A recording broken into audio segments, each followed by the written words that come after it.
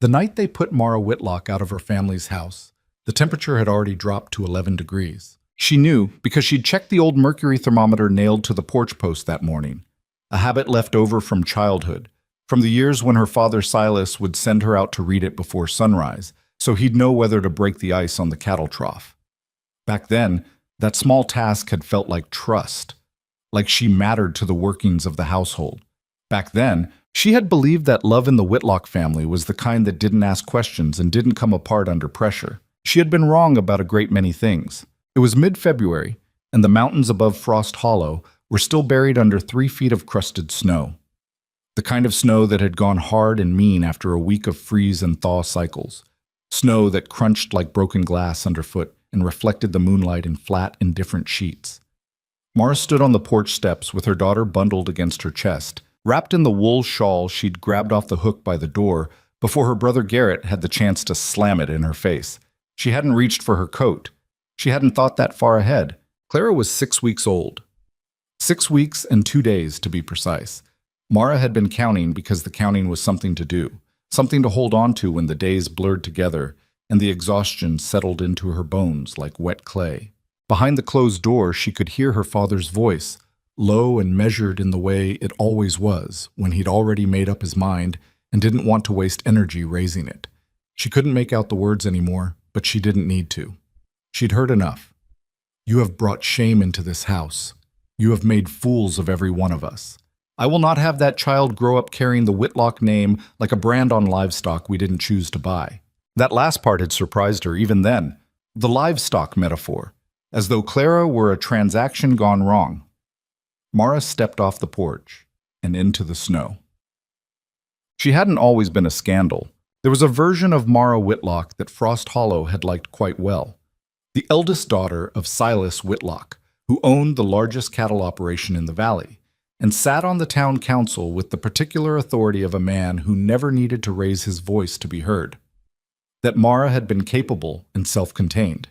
She'd run the household accounts since she was 16, could mend a fence and negotiate a supply order from the trading post with equal competence, and had the kind of steady disposition that her mother Vivian called sensible and her father called useful. She had been, in the language of frontier settlements, a good daughter, which mostly meant she'd done what was needed without complaining about it.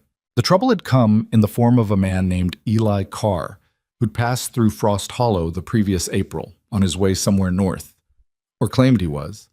He was 26 and dark-haired and had the easy confidence of someone who'd never been told no in a way that stuck. He worked 2 weeks on the Whitlock Ranch, mending the south fence line, and in those 2 weeks he'd said things to Mara that no one had ever thought to say before. That she was sharp, that she was funny in a way that caught him off guard, that she deserved more than a settlement built on other people's expectations. She'd known, even as she listened, that she was being told what she wanted to hear. She was 22 and tired and lonely in the specific way of people who are always needed but never actually seen. She'd known, and she'd listened anyway. Eli Carr had left on a Tuesday without a note. By September, Mara understood exactly what he had left behind. She told her mother first, alone in the kitchen while Vivian was rolling pie crust, and Vivian had gone very still and set down her rolling pin and looked at her daughter for a long moment with an expression that was not quite pity and not quite anger, but something that lived in the uncomfortable territory between them. Your father, Vivian had said, cannot know until we've decided what to do. They never did decide. Silas found out in November when Mara was no longer able to hide it under heavy layers, and what followed was 3 months of cold silence and colder glances and a household that walked carefully around the subject the way you'd walk around a cracked floorboard, aware of it, deliberately not looking at it, hoping it didn't give way. Clara had arrived in January, healthy and loud, delivered by the midwife Mrs. Aldrin in the back bedroom while Silas sat in the front room and didn't come to the door once. 6 weeks of that silence had somehow been worse than the argument that ended it. The argument itself had started over dinner. Mara didn't even remember how it began. Something small, something that wouldn't matter at all if it hadn't been sitting on top of everything else that mattered enormously. Her brother Garrett, 20 years old and full of borrowed authority, had said something cutting about Clara's crying keeping him up at night. Not cruel exactly, just careless. The kind of comment that reveals what a person actually thinks when they stop bothering to hide it. Mara had told him, quietly, that he could keep his opinions about her daughter's sleeping habits to himself. And Silas had looked up from his plate. "The child is not your daughter," he said. "She is a consequence. And this house has carried the consequences of your choices long enough." The room had gone completely silent. Even Vivian had stopped eating. "She is my daughter," Mara said. Her voice was steadier than she felt. "She is 6 weeks old and she is mine, and I will not sit at your table and listen to you call her a consequence. You will listen to whatever I say in my own house." Silas's voice was still measured. That was the thing about her father. He was most frightening when he was calm. "I have given you 6 weeks to find a solution. You haven't found one, so I'll provide one. You'll leave in the morning." "Leave and go where?" "Wherever a woman in your position goes." He picked up his fork again. "The old Henley trapper's cabin is unoccupied. You can use it while you figure out your next step.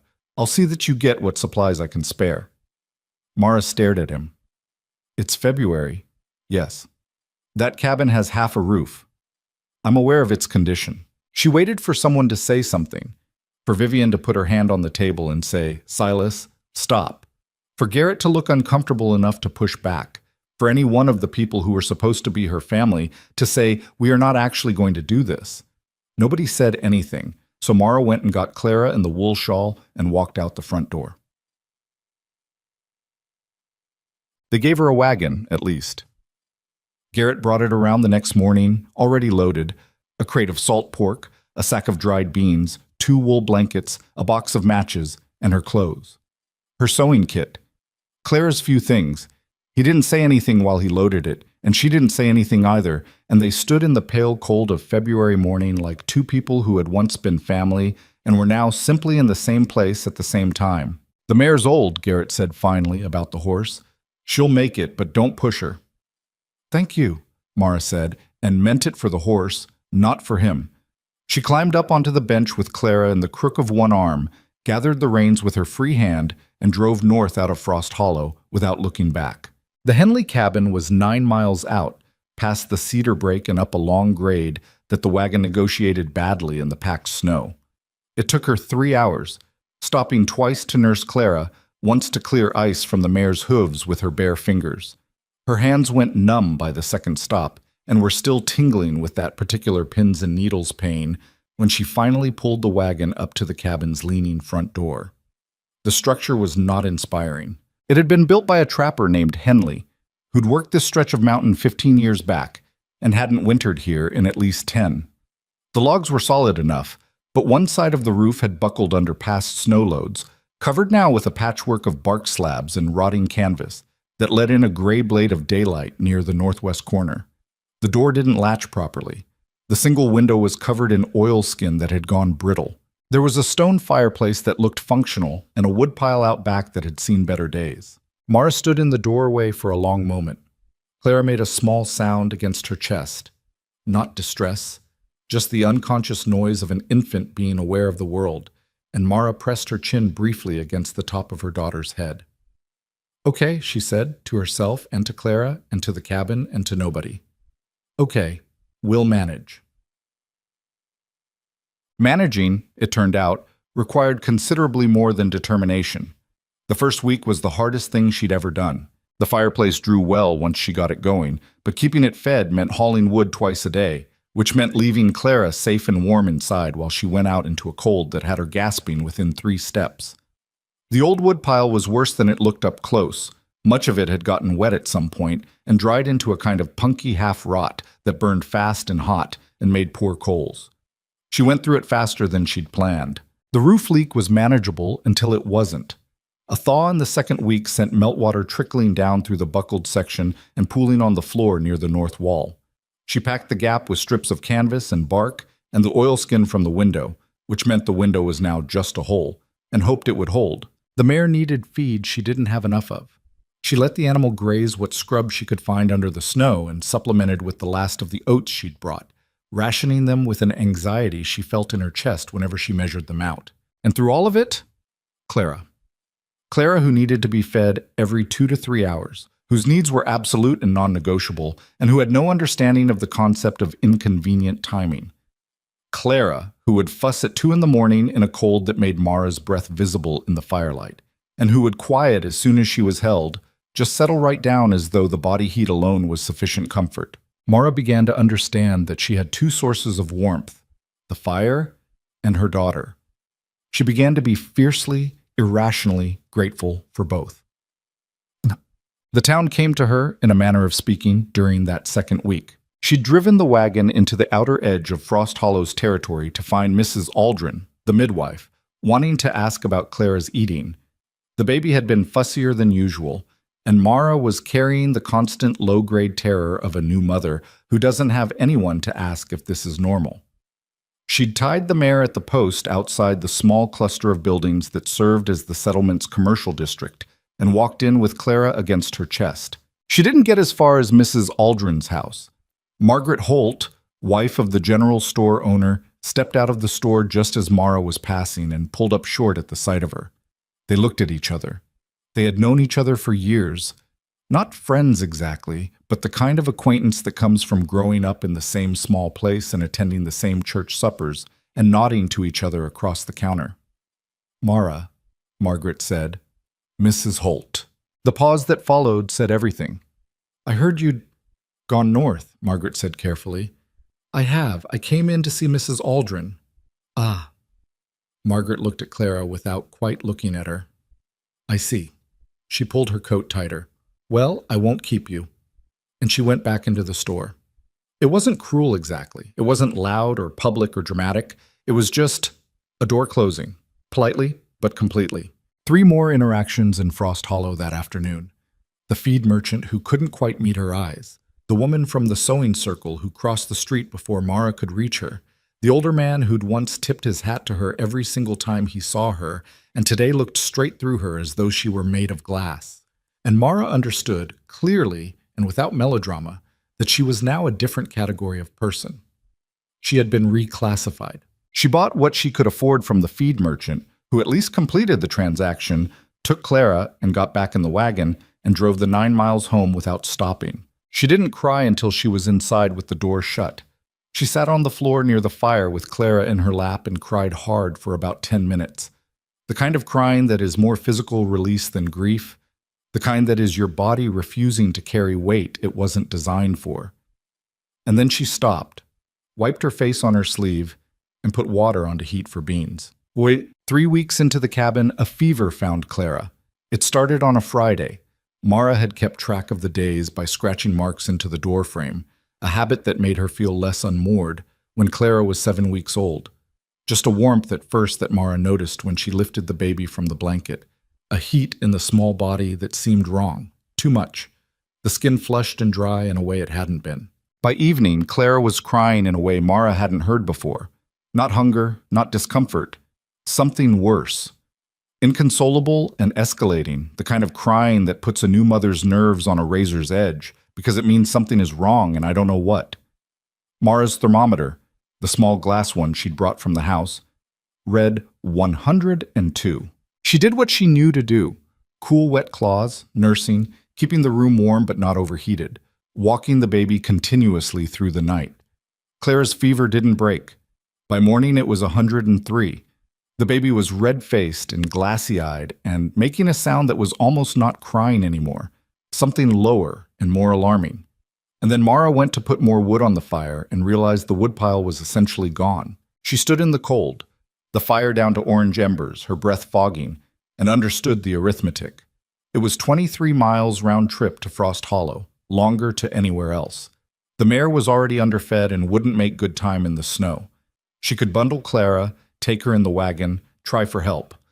But that was 2 hours in the open cold with a feverish infant. Or she could search for wood herself, here, try to scavenge enough from the dead timber on the ridge, leaving Clara alone inside for however long that took. Neither option was good. She was out of good options. She'd been out of them for a while. She dressed as warmly as she could, settled Clara in the blanket nest near what remained of the fire, and went out to try the ridge. The slope was worse than she'd expected. The snow had a hard, icy crust that held her weight on the flats, but broke through unpredictably on the incline, plunging her leg knee-deep every third or fourth step. She was climbing badly, reaching for a dead cedar branch she could see wedged in the rocks above her, when the crust gave way completely and she dropped 6 feet down the slope before a rock caught her, hard, on the left side, her hip and her wrist taking the impact in quick succession. She lay still in the snow for a moment. The cold was everywhere. Her wrist was already beginning to swell. She looked at the sky, which was the flat pale gray of more snow incoming, and said, aloud, to no one, "Not yet. You don't get us yet." Then she got up. Slowly, painfully, using her right hand for leverage. She got the cedar branch. She got 2 more pieces she was able to knock loose from a deadfall. She got down the slope on her backside, sliding, which was not dignified but was effective. She got back inside the cabin. Clara was still crying. The fire caught. Mara sat on the floor with her daughter and her sprained wrist and the remains of the beans she'd cooked 3 days ago and looked at the ceiling where the bark patch was sagging with new moisture and thought, with great clarity, I cannot do this alone much longer. It was not surrender. It was just an honest accounting of what was true. She almost didn't hear the horse. She'd been in that particular tunnel of exhaustion where sound comes in muffled and dreamlike. Clara finally asleep. Mara sitting against the wall with her eyes not quite closed, the fire low but holding. The hoofbeats registered slowly, the sound of more than one horse working the frozen trail. She came fully awake when she heard them stop outside. Then a knock. Not hesitant. 3 solid raps that meant someone who expected to be heard. She got up, tucked Clara tighter in the blanket, looked around for, she wasn't sure what, something to hold. Old instinct. "Who is it?" she called. A pause. Then a voice. Male, not loud. "Saw your smoke. Looks like it's struggling. Thought I'd check." She opened the door. The man on her porch was not from Frost Hollow. She knew that immediately. She knew most people in a 20-mile radius, and this face was not one of them. He was somewhere in his mid-30s, heavy-shouldered, with a week's worth of beard, and the kind of weathered tan that meant outdoor work in all seasons. He wore a sheepskin coat that had been good once and was now just warm. He had 2 horses behind him, a big roan and a pack horse loaded with what looked like cut timber. He looked at her wrist, which she was holding against her stomach. He looked at the thin smoke drifting from the chimney. He did not look at her the way the people of Frost Hollow had. "My name's Ronan Mercer," he said. "I've got the Black Ridge operation 12 miles northeast. You're the woman from town, the Whitlock girl." "Mara Whitlock," she said. "Yes." He nodded, as though that confirmed something he wasn't going to make a big thing of. "I've got timber on that pack horse. Greenwood mostly, but it'll burn. You got a sick child in there?" She blinked. "How did you know?" "Heard the crying from the trail. Sound carries different in this cold." He said it matter-of-factly, no drama in it. "I can unload the timber, get your fire built up. That wrist needs wrapping. What else do you need?" Mara Whitlock, who had not cried in front of another person since the night she'd stood on her father's porch in 11-degree cold, felt the particular pressure behind her eyes that meant she was in danger of doing exactly that. She held it back. Habit. "She needs a doctor," Mara said. "My daughter. The fever's been 2 days." Ronan Mercer looked at her for a moment, not calculating, not pitying, just taking in the information and figuring out what to do with it. "Nearest doctor's 30 miles, he said, "but I know what to do for a fever, if you'll let me." He waited. "You don't have to let me in. I can leave the timber and go." He meant it, she could tell. He wasn't performing patience. He was just patient. Mara stepped back from the door. "Come in," she said. "Oh." He was competent in a way that was almost strange to watch. He brought in the timber first, stacking it against the wall in neat rows without being asked, then built the fire up with a methodical efficiency that suggested long practice, kindling structure, angle of the logs, the particular way he coaxed the small flames into something sustained. While the fire grew, he unpacked a saddlebag he'd brought in and produced, with the matter-of-fact manner of someone who prepared for problems. Because problems were what terrain offered you. Dried willow bark, which he put into water to make tea for the fever. A small bottle of eucalyptus oil, clean cloth strips. He looked at Mara's wrist. "May I?" She held it out. He unwrapped the makeshift bandage she'd put on it and pressed carefully along the bones. She hissed once, and then nodded. Sprained, not broken, You're lucky. He rewrapped it properly, tighter, with the cloth from his saddlebag. You should keep it elevated. I have a 6-week-old. I know. A pause. I can hold her while you drink that tea. Mara looked at him. You don't have to. I know I don't have to. He said it without impatience, but there was something definite in his voice, something that closed off the apology before she could finish it. I'm here because I saw smoke and heard crying and had timber. That's all. You don't owe me anything for it. She looked at him for a long moment. You're not from here, she said. Montana, originally. Came down 3 years ago. He glanced at Clara, still fussing softly against the blankets. What's her name? Clara. Something in his expression shifted. Not dramatically, just a settling, like a man who had heard that name and found it to be a good one. She's got a good set of lungs. She does, Mara said, and despite everything, despite the fever and the sprained wrist and the depleted woodpile and the 9 miles of cold between her and a town that had already decided who she was, despite all of it, she almost smiled. He stayed 4 hours, not by invitation, not by overstaying. He worked that whole time, and by the end of it, the cabin was warmer than it had been since she'd moved in. The woodpile restocked, Clara's fever bringing itself down incrementally under the influence of the willow bark tea that Mara administered in small spoon-fed amounts. He found the leaking section of roof and patched it better than she had with material he had in his pack, standing on a crate in the cold and working with the focused quiet of someone who fixed things because things needed to be fixed. When he was done, he came inside and stood near the door. I come this way twice a week, he said, checking the range fences. I'll stop if the smoke looks thin again. You don't need to do that. No, he agreed. I'll stop anyway. He put his hat back on. He looked at Clara, who was asleep now, deeply, cleanly asleep in the way of a child whose fever was beginning to break. And something crossed his face that Mara didn't have a name for yet. You're doing right by her, he said. Quietly, like it wasn't meant to be a big statement, just a thing that was true and that he thought she should know. He walked out. Mara stood in the doorway and watched him ride northeast, the roan picking its way carefully through the crusted snow until the line of cedar trees swallowed them both. Then she went back inside and sat near the fire. Clara breathed steadily. The flames caught in the new wood and grew. Outside, the wind was beginning to talk. That particular low note that meant weather was coming.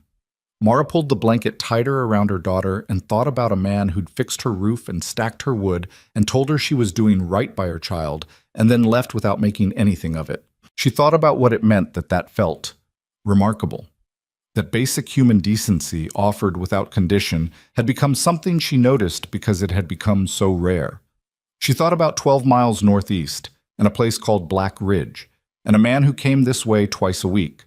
The fire was warm. Clara slept. Mara stayed awake a while longer, just listening to the wind and the quiet settling of new wood in the fireplace, and let herself for the first time in months not think about tomorrow.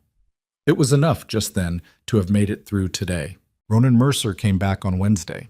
Mara had told herself she wasn't watching for him. She'd been busy.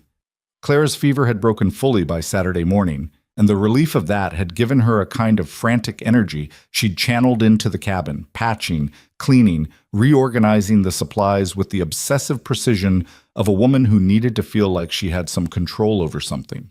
She'd inventoried everything twice. She'd figured out that if she was careful, the salt pork and beans would last another 3 weeks. She'd identified 6 places in the cabin where cold came through and addressed 4 of them. She was not watching the Northeast Trail. But when she heard hooves at mid-morning Wednesday, she was at the window before she'd consciously decided to move.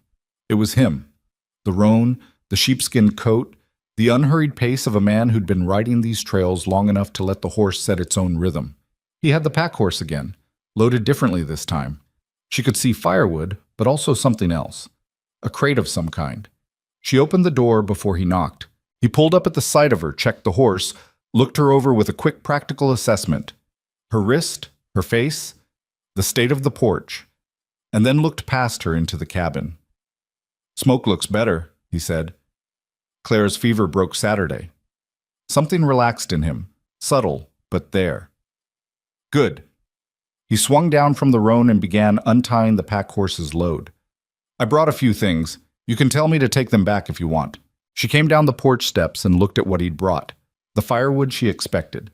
The crate, when he lifted the lid, held a dozen eggs packed in straw, a small wheel of hard cheese, and a paper-wrapped portion of something that turned out to be smoked venison.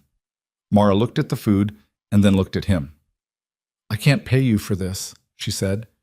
"Didn't ask you to." "Mr. Mercer." "Ronan." He said it simply, no fuss. "We don't need to be formal about it. I had surplus. You needed it. That's the whole of it."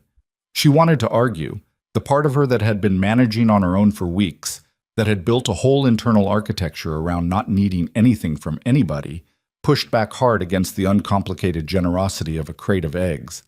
It felt like something she'd have to pay back eventually, and she was already too deep in debts she couldn't settle. But Clara was inside, and Clara needed her mother to eat enough to keep nursing, and the venison smelled like something that hadn't come out of a can. "Thank you," Mara said. "How's the roof holding?" "Better. Your patch is holding better than mine was. That northwest corner will give you trouble in a heavy snow. You'll want to reinforce it before March." He glanced up at it. "I can do it now if you've got an hour." She studied him. "Why are you doing this?" He looked at her, direct, not uncomfortable with the question.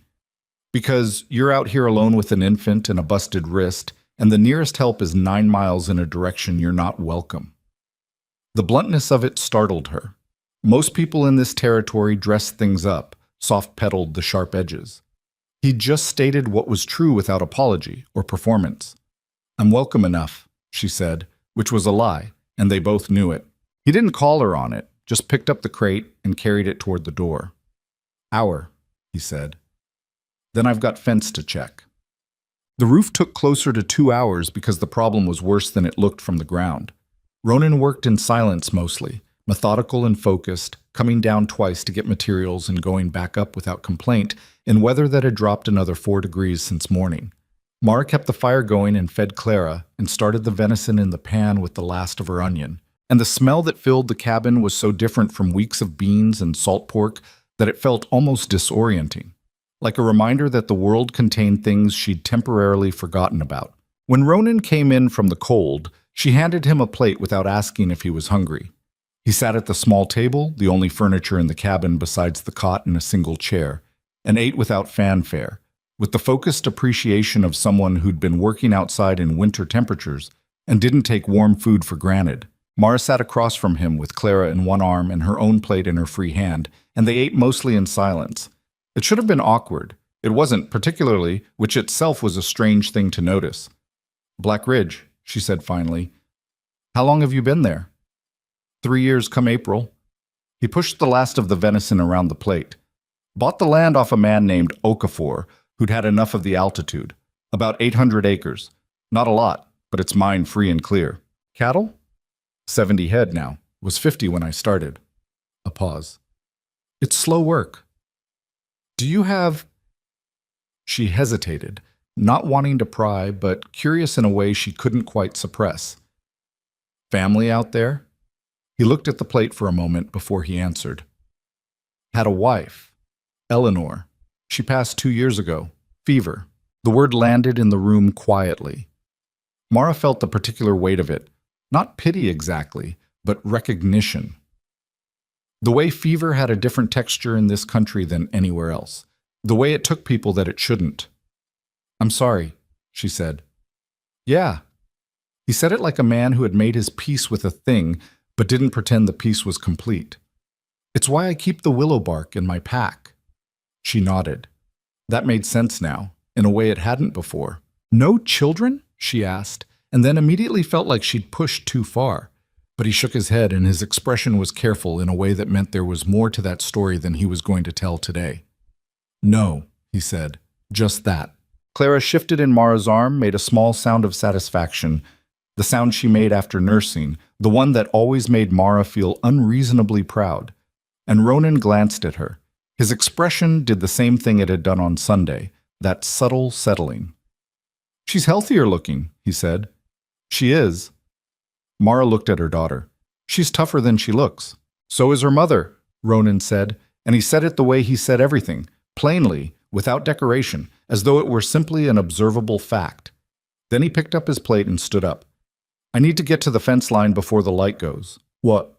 He came back Friday, and the following Wednesday, and the Wednesday after that. It established itself into a kind of rhythm that Mara hadn't planned on and didn't try to name. He brought things when he had surplus, wood more than anything, occasionally food, once a length of good rope she'd been needing. He fixed things that needed fixing. He drank the coffee she made from the thin grounds she stretched further than they were meant to go and sat at her table and talked. And the talking was useful, she told herself, practical. He knew this terrain and the weather patterns and the wildlife and what February usually did to March, and she needed that information. That was what she told herself. What she noticed, without particularly wanting to, was that the hours on Wednesday and Friday mornings were different from the other hours. They had a different quality, like a room that's been aired out versus one that's been shut up. The same square footage, but something about the air itself was easier to breathe. Clara seemed to understand something was different too. She was alert in the way babies could be. The big unfocused attention of an infant who is taking in every sensation. And when Ronan's voice was in the room, she oriented toward it. Not dramatically, just a small turning of the head toward the sound. Ronan noticed. He didn't make much of it, but Mara caught him watching Clara with that particular expression once, and she asked, without planning to, "Do you want to hold her?" He looked at her as though checking whether she was sure. She held Clara out. He took the baby with a carefulness that was very deliberate. The hands of a man who worked rough terrain, big-knuckled and calloused, arranged under the infant with a precision that said he understood fragility and respected it. Clara settled against his chest. She did not cry. Ronan stood completely still for a moment, as though moving might disturb something. "Hey," he said very quietly, not to Mara, to Clara. Clara looked up at his face. Mara turned toward the fire, so that whatever was on her own face had somewhere to go. In early March, he asked her to come to Black Ridge. Not permanently, she understood that immediately. There was nothing presumptuous in how he said it. He'd been describing a problem he was having with the cattle feed stores and the distance to the trading post, and it led naturally to her asking about the layout of the place. And then he said, "Come or see it. You could bring Clara. It's a day's ride, but the weather's cleared." She almost said no. Habit. "All right," she said instead. She wasn't sure what she'd expected. Something rougher, maybe. Something that matched the provisional quality of a bachelor's working operation. What she found was different. Black Ridge was not beautiful in any conventional sense. The main house was a log structure that was solid but unfinished in places, with a porch that sagged on one side and a yard that was mud and packed snow and cattle-churned ground. The barn was larger than the house and better built, which told her something about his priorities. But there was a view from the east side of the property, the valley dropping away, and the mountains standing up against the sky in that hard-edged way they had in the cold, like something cut out of plate metal, that stopped Mara completely. "You can see 50 miles on a clear day," Ronan said, coming to stand beside her. "Do you ever get tired of it?" Not once. Clara was bundled against Mara's chest, awake and watchful, and Mara put one hand against her daughter's back and looked out at the 50 miles, and thought about something she couldn't quite articulate, something about space, about how the cabin felt like constriction, and this felt like the opposite. He showed her the cattle, which were coming through the winter in reasonable condition, and the barn where he'd built the feed storage, and the problem he'd been wrestling with. The distance to town meant he needed to lay in supplies earlier than his cash flow always allowed. She listened and asked questions, and by the time they were walking back toward the house, she'd outlined 3 possible solutions without meaning to, just thinking aloud. He stopped walking. "What?" she said. "You just solved a problem I've been turning over for 6 months. I ran household accounts for my father's operation since I was 16. Supply logistics aren't that complicated once you write them down." He was looking at her in a way she hadn't seen from him before. Not the careful, considerate attention he usually gave her, but something more focused, as though he were seeing something he hadn't quite registered before. "What?" she said again. "Nothing." He started walking. "You want coffee? I've got the real kind, not the twice-used grounds." She almost laughed. "Yes," she said. "I absolutely want that." April came like a reprieve. The snow began to pull back from the lower elevations. and the mud season that followed was its own particular misery. But it was a warmer misery, and Mara found herself feeling something she barely recognized after months of pure survival, something adjacent to ordinary. Not happiness exactly, not yet, but the absence of constant crisis. The space where a person could breathe and look up from the immediate problem. She began going to Black Ridge more regularly. It started because Ronan needed someone to help him with the accounting. He was capable at the physical work of ranching and less capable at the paperwork, and she'd offered, and the offer had been genuine. She would make the ride out 2 or 3 times a week, Clara in the sling across her chest, and sit at the rough table in his main room with his account books spread out while he was in the barn or on the range. And by the time he came in, she'd have made enough sense of it to report back. It was useful work. She needed useful work. She'd been useful her whole life, and the weeks in the cabin had been the first time she'd been purely reactive, purely managing the next emergency. And she hadn't liked what that felt like. This gave her something to point at, something that was hers to do. But there was more to it than that, and she knew it. There was the morning she arrived to find him already gone out to the South Range and came inside to start the account work and found, on the table, a cup. Not a mug. A cup, the better one, the only one he had with a handle, filled with coffee that was still warm. He'd left it for her. He'd known she was coming, and he'd made the coffee before he left and left it where she'd find it. She stood in his kitchen and looked at that cup for a long moment. It was such a small thing, completely impractical to feel anything about a cup of coffee. She picked it up and drank it anyway and went to work, and she was still thinking about it 2 hours later when he came in from the range. "Coffee all right?" he asked, pulling off his coat. "It was good. Thank you." "Yep." He went to the basin to wash his hands. That was the whole of the conversation. She went back to the accounts, but the cup of coffee sat in the back of her mind for days. And she didn't examine it too closely because she knew if she examined it, she'd have to decide what she thought about it. She talked to him about Eli Carr on an evening in late April when neither of them had planned to talk about anything in particular. It happened the way those conversations do, sideways, emerging from something else entirely. They'd been discussing one of the cattle, a young heifer Ronan was concerned about, and it had led somehow to a conversation about judgments made quickly and whether they held up. And then Mara had said, before she quite caught herself, "I was stupid about a man last spring, and I'm still paying for it." A pause. "You don't have to tell me," Ronan said. He was leaning back in his chair with his coffee cup, and his voice was neutral, genuinely neutral, not braced for information. "I know I don't have to." She looked at the fire. He was passing through. He was charming. That's the word for men who say exactly what you want to hear and nothing they actually mean. She rubbed the side of her hand. "I knew he was passing through. I think I thought I could hold him still somehow." "What happened to him?" "Gone. Next Tuesday." She said it flatly, which was how she'd learned to say it. Didn't even leave a note. The fire moved. Outside, the spring frogs had started up in the low areas, one of the stranger soundtracks of the mountain seasons, that sudden eruption of noise from a landscape that had been silent all winter. "You weren't stupid," Ronan said. She looked at him. "Lonely and tired and looking for something," he said. "That's not the same thing as stupid. That's just being human." She didn't know what to do with that. Her father had called her foolish. Her brother's silence had said worse.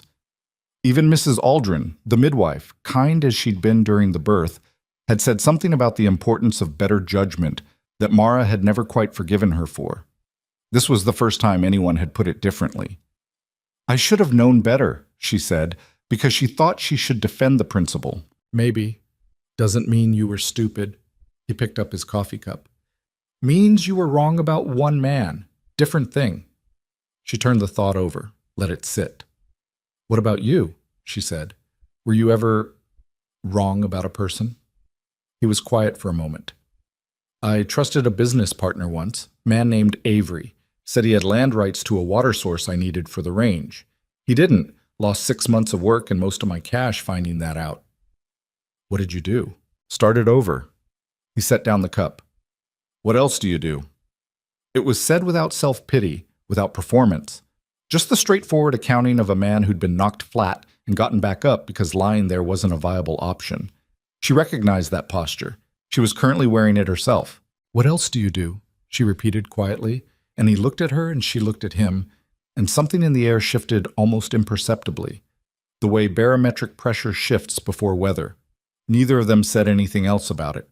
But Mara rode home that night more slowly than usual, not because the mare was tired, but because she wasn't quite ready to stop thinking about the conversation, about the way he'd said lonely and tired and looking for something, about the fact that he'd said it without any implication that the wanting itself was the mistake, about how different that was from everything she'd been told. Frost Hollow made another attempt in May. She hadn't been back since the day of Margaret Holt and the averted eyes, but a letter arrived at the cabin. Garrett had left it at the edge of the Whitlock grazing territory, tied to a fence post she used when checking that boundary. The letter was from her father. She read it 3 times, standing in the cold. It was not an apology. Silas Whitlock did not write apologies. She'd never seen him write one to anyone in her life, and she didn't expect to see one now. What it was, more precisely, was a communication of conditions. If Mara returned to Frost Hollow, if she placed Clara with a family in the settlement, there were, her father wrote, decent couples who would take on a child in need of a proper home. If she conducted herself going forward with appropriate discretion and rebuilt her standing in the community. Then, the letter implied without quite stating, there might be a place for her again in the Whitlock household. She turned the letter over. She read the back, which was blank. She looked at the fence post as though it might have additional commentary. Then she walked back to the cabin and put the letter in the fire. She stood and watched it burn. Clara was asleep on the cot. The fire ate the paper in about 30 seconds. The thing about her father's offer, and it had been offered in the language of conditions rather than the language of kindness, which told her everything she needed to know about how much had actually changed, was that it required her to hand over the person she'd spent the winter building herself into. The woman who'd climbed an icy slope on a sprained wrist to get firewood, who'd learned which wood burned longest in this particular fireplace, who'd turned a collapsing cabin into a place where a child could be warm. More than that, it required her to hand over Clara. She thought about her daughter's face in the morning when the light came through the oilskin window, the way Clara's eyes tracked the light with that complete, unself-conscious attention, the way she'd started smiling in the last few weeks, real smiles, not the gas-related kind, actual responses to faces she recognized, to Mara's face, to Ronan's. Silas wanted her to give that away, for status, for the Whitlock name, for being let back in through a door she should probably be glad was closed. She put more wood on the fire. "Not a chance," she told the flames. May warmed into June, and June brought the work of early summer on the range. Ronan was occupied with branding and the movement of the herd to higher pastures, the kind of sustained labor that left him sun-darkened and bone-tired by evening. Mara took on more of the accounting work, and somewhere in there it stopped being a favor and became something else, a contribution. Her contribution. To a place that was not hers, and also, incrementally, was. She started leaving things at Black Ridge without planning to. A tin of salve she'd made for saddle sores that worked better than the commercial kind. A record of the feed costs mapped out month by month so he could see the pattern. A window she repaired on her own one afternoon when he was on the range, and she noticed it had begun to let in weather. She didn't mention the window. He noticed it 3 days later and said nothing, but the next time she arrived, the coffee cup was waiting. Small economies. Small acknowledgments. The language of people who are paying attention to each other without wanting to make a production of it. Clara, now 4 months old, was established at Black Ridge in the way that infants establish themselves anywhere, by being loudly present and then suddenly asleep and then loudly present again on a schedule that bore no relationship to anyone else's plans. Ronan handled this with the same unhurried practicality he brought to everything. He didn't fuss around the baby, and he didn't ignore her. He simply included her in whatever was happening, would talk to her in the same matter-of-fact tone he used for everything else, explaining what he was doing and why, which Mara found both impractical and genuinely endearing. "She can't understand you," Mara told him once, watching him narrate his boot repair to Clara with complete seriousness. "Not yet," he said, "but she will eventually. Better she gets used to hearing how things work." Mara didn't say anything else, but she thought about that for a long time afterward. Not yet. But she will eventually. The future tense of it. The assumption embedded in those three words that Clara would keep growing and would keep being around to hear things, and that Ronan would keep being someone who talked to her. The assumption that there was a future worth planning for. She thought, be careful, Mara. She thought it and kept coming back to Black Ridge anyway. Golkit. The gossip from Frost Hollow found her in June, the way gossip always eventually found people it was meant to find. Through a channel that seemed indirect until you realized it wasn't. The channel was a woman named Doris Fenn, who ran a small trading post at the crossroads 12 miles south, and who was one of the few people who'd continued to deal with Mara without visible discomfort. Doris was 70 years old and had the particular freedom of a woman who'd outlasted most of the people who might have judged her, and she talked to Mara plainly because she talked to everybody plainly. People are saying things about you and the Black Ridge man, Doris said in early June, measuring out flour without looking up. Mara was quiet for a moment. What kind of things? The kind that assume the worst and dress it up as concern. Doris set down the scoop. I'm telling you so you're not surprised, not because I think it's your business to worry about. And what are people saying I should do about it? Oh, some say come back, some say move on further away. Your father's been saying things about the Mercer man's character. Doris looked up then.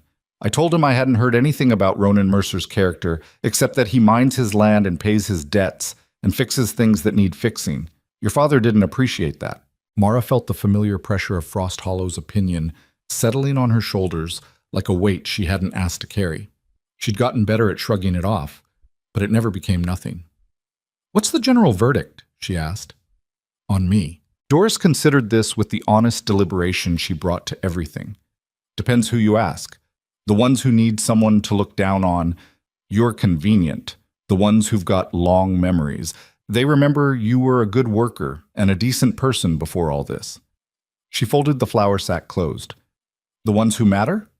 Most of them are up at Black Ridge, from what I can tell. Mara paid for her supplies. Doris, she said at the door. Thank you. I'm not doing you any favors, Doris said. I'm just being honest. Go on.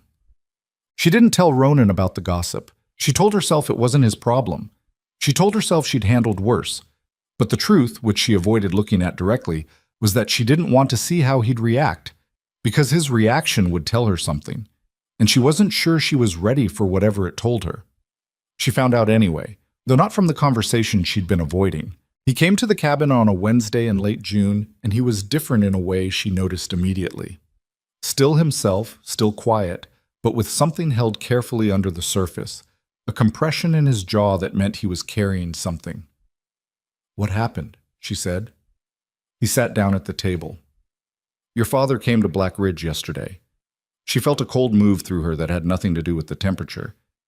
He came to the range, waited until I was down at the fence line on the south side, came out to meet me. Ronan's voice was level, but she could hear the effort in the level. Said he wanted to talk about you, said you'd been spending time that wasn't appropriate for a woman in your situation. Said the arrangement we had wasn't good for your reputation or for his family's standing in the community. What did you say? I said the arrangement was your business, and his opinion of it was his business, and the two didn't need to meet in the middle. He paused. He said some other things after that.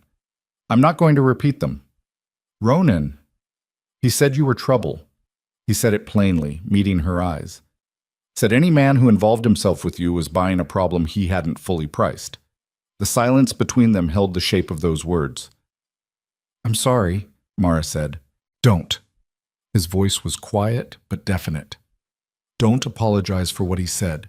That's his weight to carry, not yours. She looked at him across the table.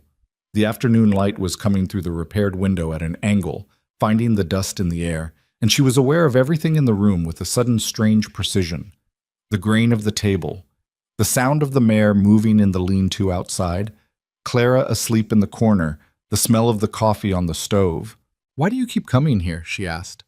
Actually, not the kind answer, the true one. He was quiet for long enough that she thought he might not answer. Because when I leave here, he said carefully, the place I'm going back to seems less like enough than it did before. She heard that. She sat with it.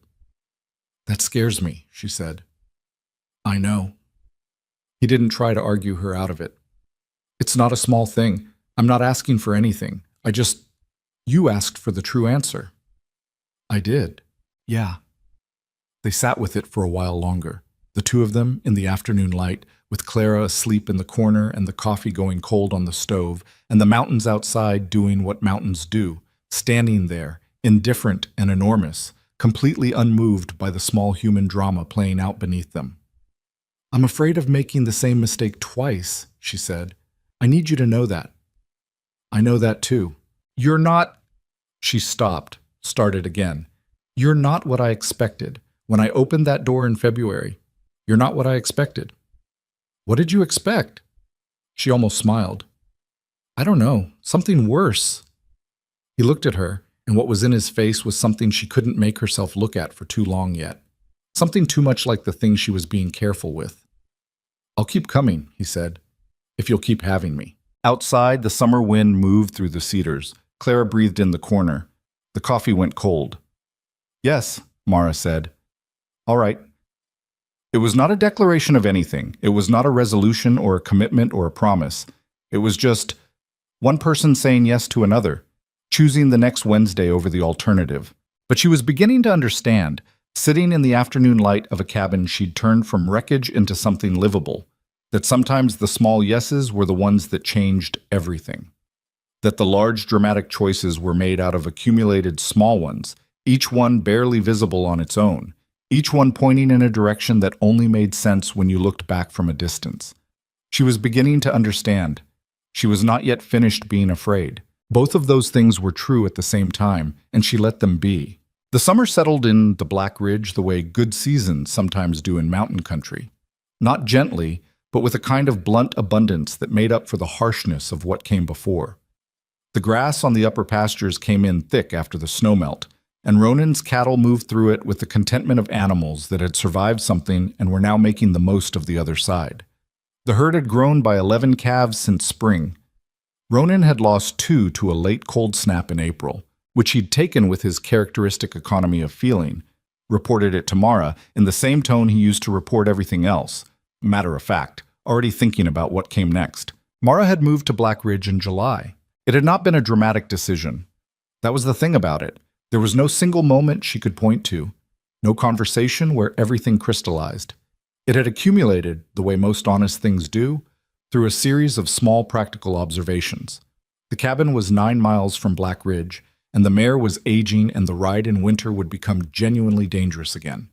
The cabin's roof, despite Ronan's repairs, had limitations that another hard season would expose. She was doing more useful work at Black Ridge than she was at the cabin. Clara was 7 months old and thriving, and the space at Black Ridge was better for a growing child than a single-room trapper's dwelling that had been built for a man living alone. She had laid these reasons out to herself carefully and honestly, and then she'd gone to Ronan and laid them out to him. He'd listened without interrupting. There's a room off the back of the house, he said. It's got a door that latches. It's yours and Clara's, separate.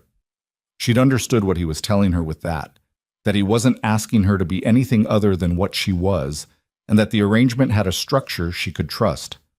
All right, she'd said. So she'd moved. She brought what the cabin had given her, not much physically, but a particular education she hadn't had before. How to stretch provisions, how to read weather by the way the light hit the high peaks, how to do the necessary thing without waiting to feel ready for it. She'd arrived at that cabin broken open, and she was leaving it something different. Not healed, not whole in any simple sense, but reconfigured, reshaped around the shape of what had actually happened to her, rather than the shape she'd been expected to hold. The room off the back of the house was small and had a single window that faced east. Clara's cot fit against one wall, Mara's narrow bed against the other. In the mornings, the light came in early and woke them both, and Mara would lie still for a few minutes listening to her daughter make the small exploratory sounds of an infant approaching 7, 8, 9 months old. Sounds that were increasingly purposeful, increasingly pointed at specific things, at faces and colors and the dust motes in the morning light. She was beginning to understand, watching Clara reach for things, that her daughter was a whole separate person with a whole separate interior life that was just now becoming visible. It was terrifying and extraordinary in equal measure. Silas Whitlock came to Black Ridge on the last Friday of August. He didn't send word ahead, which was either a power move or an acknowledgement that he didn't know what response he'd get and couldn't risk a refusal. Mara was at the kitchen table with the account books when she heard the hooves in the yard, and she looked up through the window and went completely still. Her father sat on his horse the way he always had, straight-backed, unhurried, the posture of a man who expected whatever space he occupied to wait for him. He was 61 now and had more gray in his beard than she remembered, and this small fact did something uncomfortable to her chest, some involuntary tenderness she did not particularly want to feel. Ronan came in from the barn before she reached the door. He'd seen too. "You want me to go out?" he asked. "No." She set down the pen. "I'll do it." She went out. Her father looked at her from his horse. She looked back at him. They were the same height when she was at the bottom of the porch steps and he was mounted, and she found that oddly suitable, this conversation happening at eye level. "Mara," he said. "Papa." A long pause. He looked at the house, at the yard, at the mountains behind the property with the expression of a man making an appraisal. She watched him make it. "You look well," he said finally. Not warmly, but honestly. "I am well." "The baby." "Clara," Mara said. "Her name is Clara." His jaw moved slightly. "Clara. Is she inside?" "She's sleeping." He dismounted, and the act of it, the slight stiffness in his movement, the way he held the reins after he was down, reminded her suddenly that her father was not a young man and had not been one for some time. She'd always thought of him as fixed, immovable, a feature of the landscape rather than a person aging through it. The gray in his beard said otherwise. "I need to talk to you," he said. "Can we go somewhere private? There's a bench at the east side of the house. We can go there." He followed her. She could feel Ronan watching from the window, but she didn't look back. They sat on the bench, old wood, weathered, one of those pieces of outdoor furniture that had become part of the property's texture, and looked out at the valley and didn't look at each other. "Your mother is ill," Silas said. The words landed differently than she'd expected. She'd braced for an argument, for conditions, for the architecture of Silas Whitlock's needs dressed up as concern. She had not braced for this. "How ill," she said. "Dr. Hennessy says her heart has been since spring, apparently. She didn't tell me until July." He said this last part with something she'd never heard in his voice before, a kind of bewilderment, the confusion of a man who had believed he had complete information about his own household and had turned out to be wrong. "She wants to see you." Mara looked at the valley. The afternoon light was doing what it did out here, turning the grass a color that didn't have a simple name, some intersection of gold and green that existed only in the hour before the shadows came down. "Does she know I'm here?" she asked. "At Black Ridge." "She does." "Does she know about—" She stopped, started over. "Does she know about how things are here?" "She knows you're working. She knows about the child." A pause that meant he was choosing words. "She doesn't know the rest, and I haven't told her." Mara turned and looked at her father. He was looking at his hands in his lap. It was such an un-Silas posture, contemplative, almost small, that it disoriented her. "What does the rest mean to you now?" she asked. He looked up. "I don't know yet," he said, and for the first time in her memory, her father sounded uncertain, not weakened by it, just honest about it. "I know your mother wants to see you and Clara before—" He stopped, started again. "Before things get worse." "And what do you want?" The question seemed to surprise him, like he hadn't expected to be asked separately from his role as the bearer of someone else's request. "I want to do right by your mother," he said. "And I want—" He stopped again, and the stopping was painful to watch in a man who didn't usually struggle for words. "I want to understand what I'm looking at when I look at you." It was not an apology, not close to one, but it was something she hadn't expected from him, and she sat with it carefully, the way you'd sit with something fragile to check if it was actually as breakable as it looked. "I'll come," she said. "I need to talk to Ronan first, and I'll bring Clara." Her father nodded. He looked back at the valley. "The man," he said. "Mercer. What is he to you?" "He's my employer," Mara said, "and my friend." She paused. "And he's the reason Clara and I survived the winter." Another nod, slower. "I misjudged him," Silas said. It came out flat, not quite as admission and not quite as anything else, just a statement of revised assessment.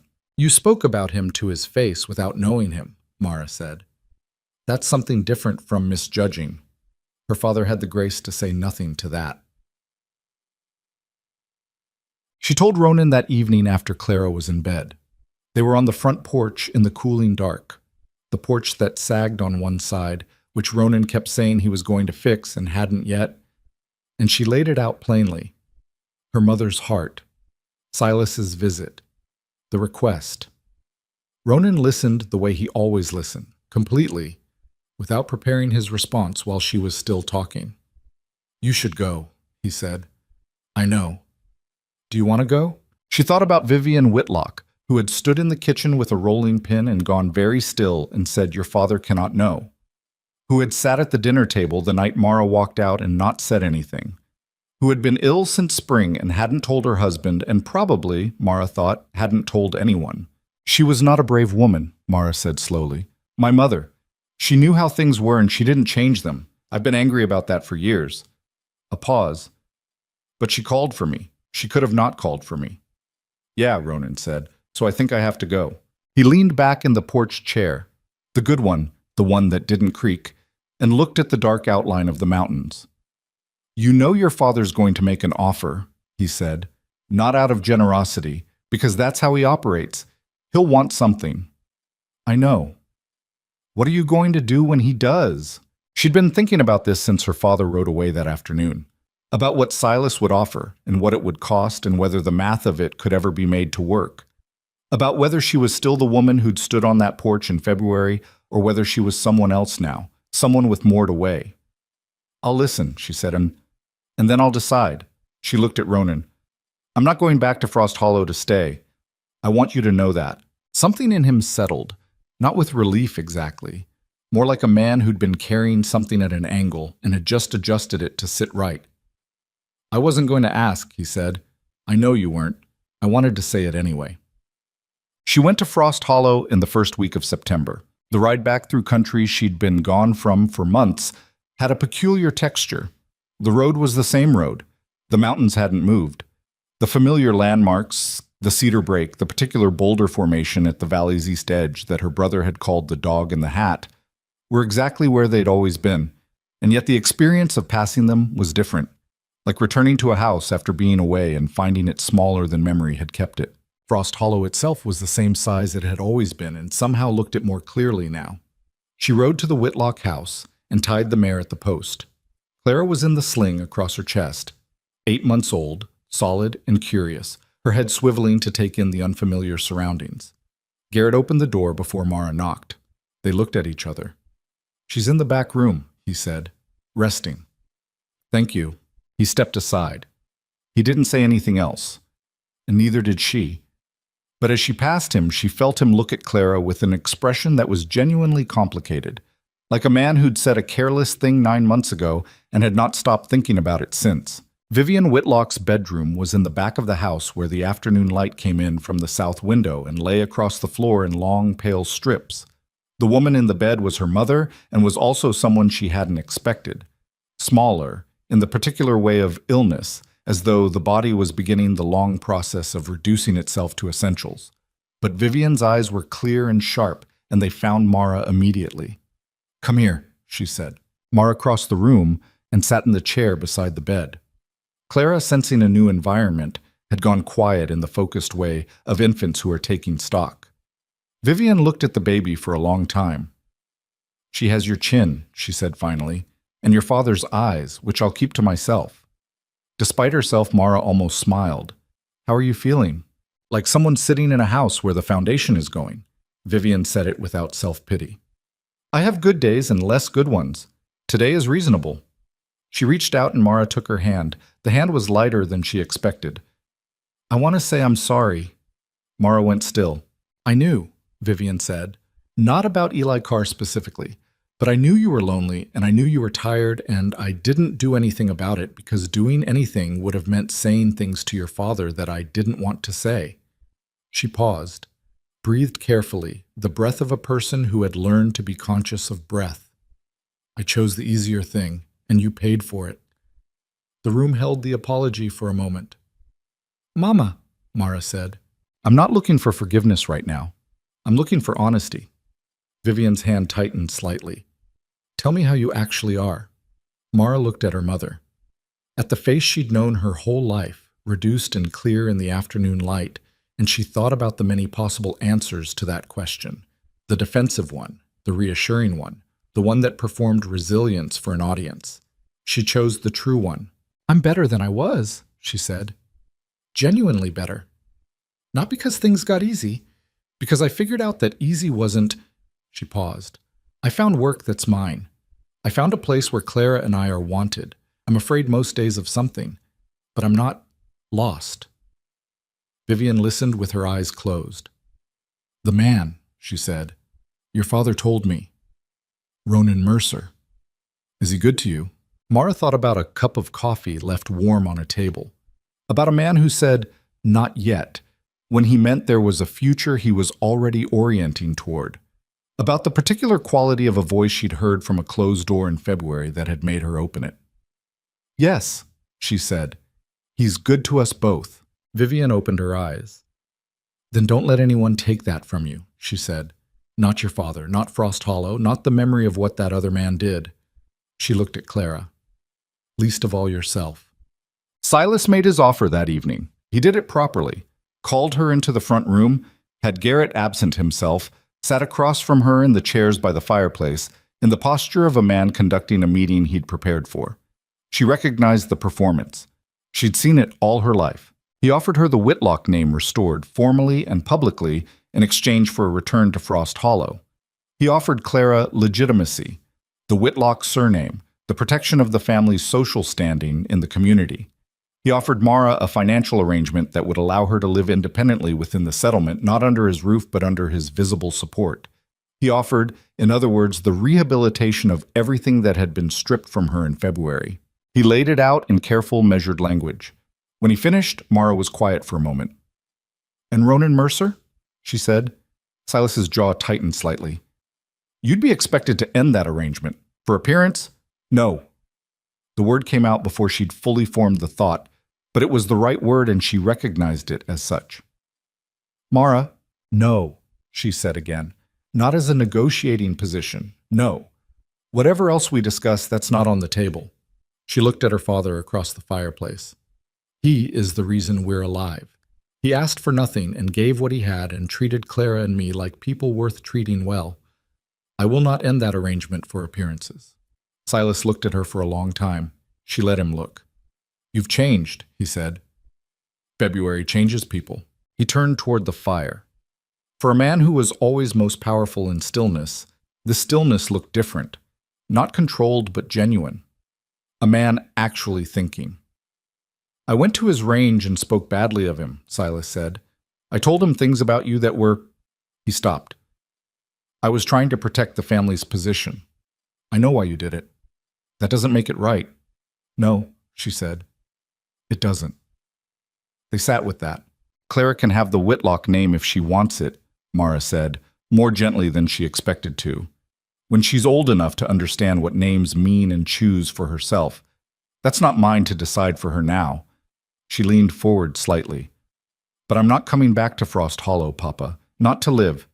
I have a life that I built. I'm not leaving it." Another long silence. "The Mercer operation," Silas said finally. "What's its status?" She blinked. "What?" "The ranch. Black Ridge. How many head? What's the land like? What does he need?" He said it in the voice of a man assessing an enterprise. Not warmly, but with what she was beginning to recognize as genuine curiosity. 70 head, she said slowly. Good land, strong elevation for summer grazing. He needs capital to expand the feed stores, and he's understaffed for the herd size he's trying to build. She paused. "Why are you asking?" "Because I'm going to need something to do," he said. "While your mother is ill and after, he stopped. Resumed. "Because I am not a man who sits still well, and because I made a mistake about that cowboy, and because Whitlock operations are in good enough condition that I have capital I'm not currently deploying." Mara looked at her father. "Are you offering to invest in Black Ridge?" she said. "I'm asking what it would cost and whether the man would consider it."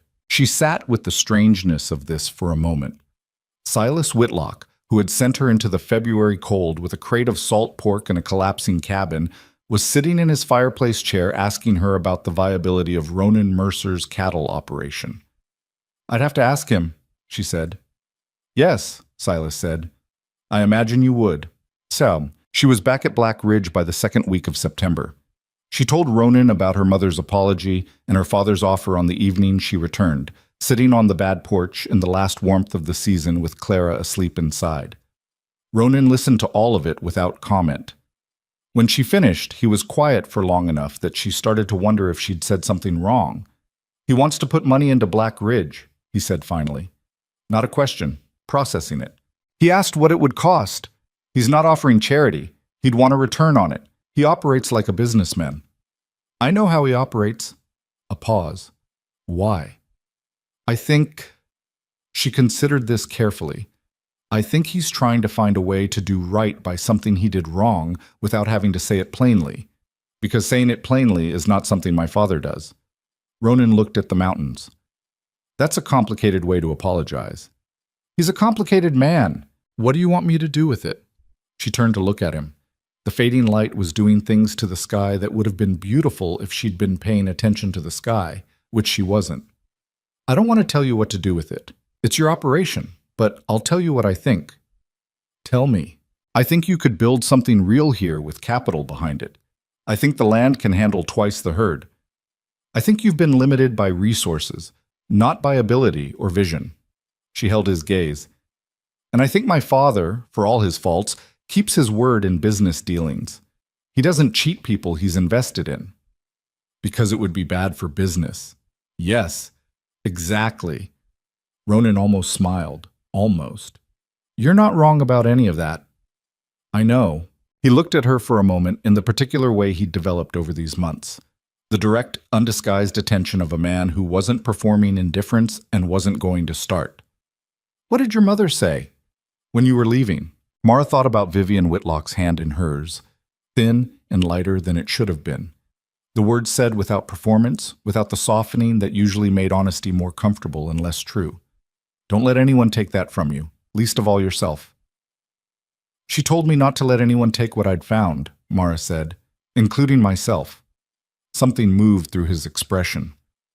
"Smart woman," he said. "She is. I didn't always—" Her voice did something she hadn't quite authorized. She stopped, started again. "I didn't always see it. I thought she was weak for not standing up to him, but I think she was just caught in something that was bigger than she knew how to change, and she spent the time she had left figuring out what she actually thought." Ronan reached over and put his hand over hers on the armrest. Not a squeeze, not a gesture building to something, just contact. The specific warmth of one person acknowledging another. "I'm glad she called for you," he said. "So am I." The Kane gang came 3 weeks later. Mara had heard the name before, the kind of name that moved through frontier settlements in the way of bad weather warnings, something people mentioned in lowered voices with their eyes going to the window. Kane Mercer was no relation to Ronan. The shared surname a coincidence that Ronan had mentioned once with a flat humor that wasn't really humor at all. A gang of 7 men operating through the mountain territories, moving cattle off isolated operations, picking the ones that were too far from settlement support to get help quickly enough. Black Ridge qualified on every count. She found out about them on a Tuesday evening in late September when a rider came down from the North Ridge, one of the 2 seasonal hands Ronan had hired for the fall drive, with a report that he'd seen tracks, not local, moving south along the high pasture boundary. 7 horses, at least, the way the ground was broken up. She and Ronan stood in the yard looking at each other. "How long until your father gets back from Frost Hollow?" he said. Silas had come to Black Ridge 5 days earlier. He and Ronan had had a long conversation that Mara had not been part of, and at the end of it, they had shaken hands on something, and whatever it was, had changed the air between them. Not warmth, not yet, but a working agreement. Silas had ridden back to Frost Hollow the previous day.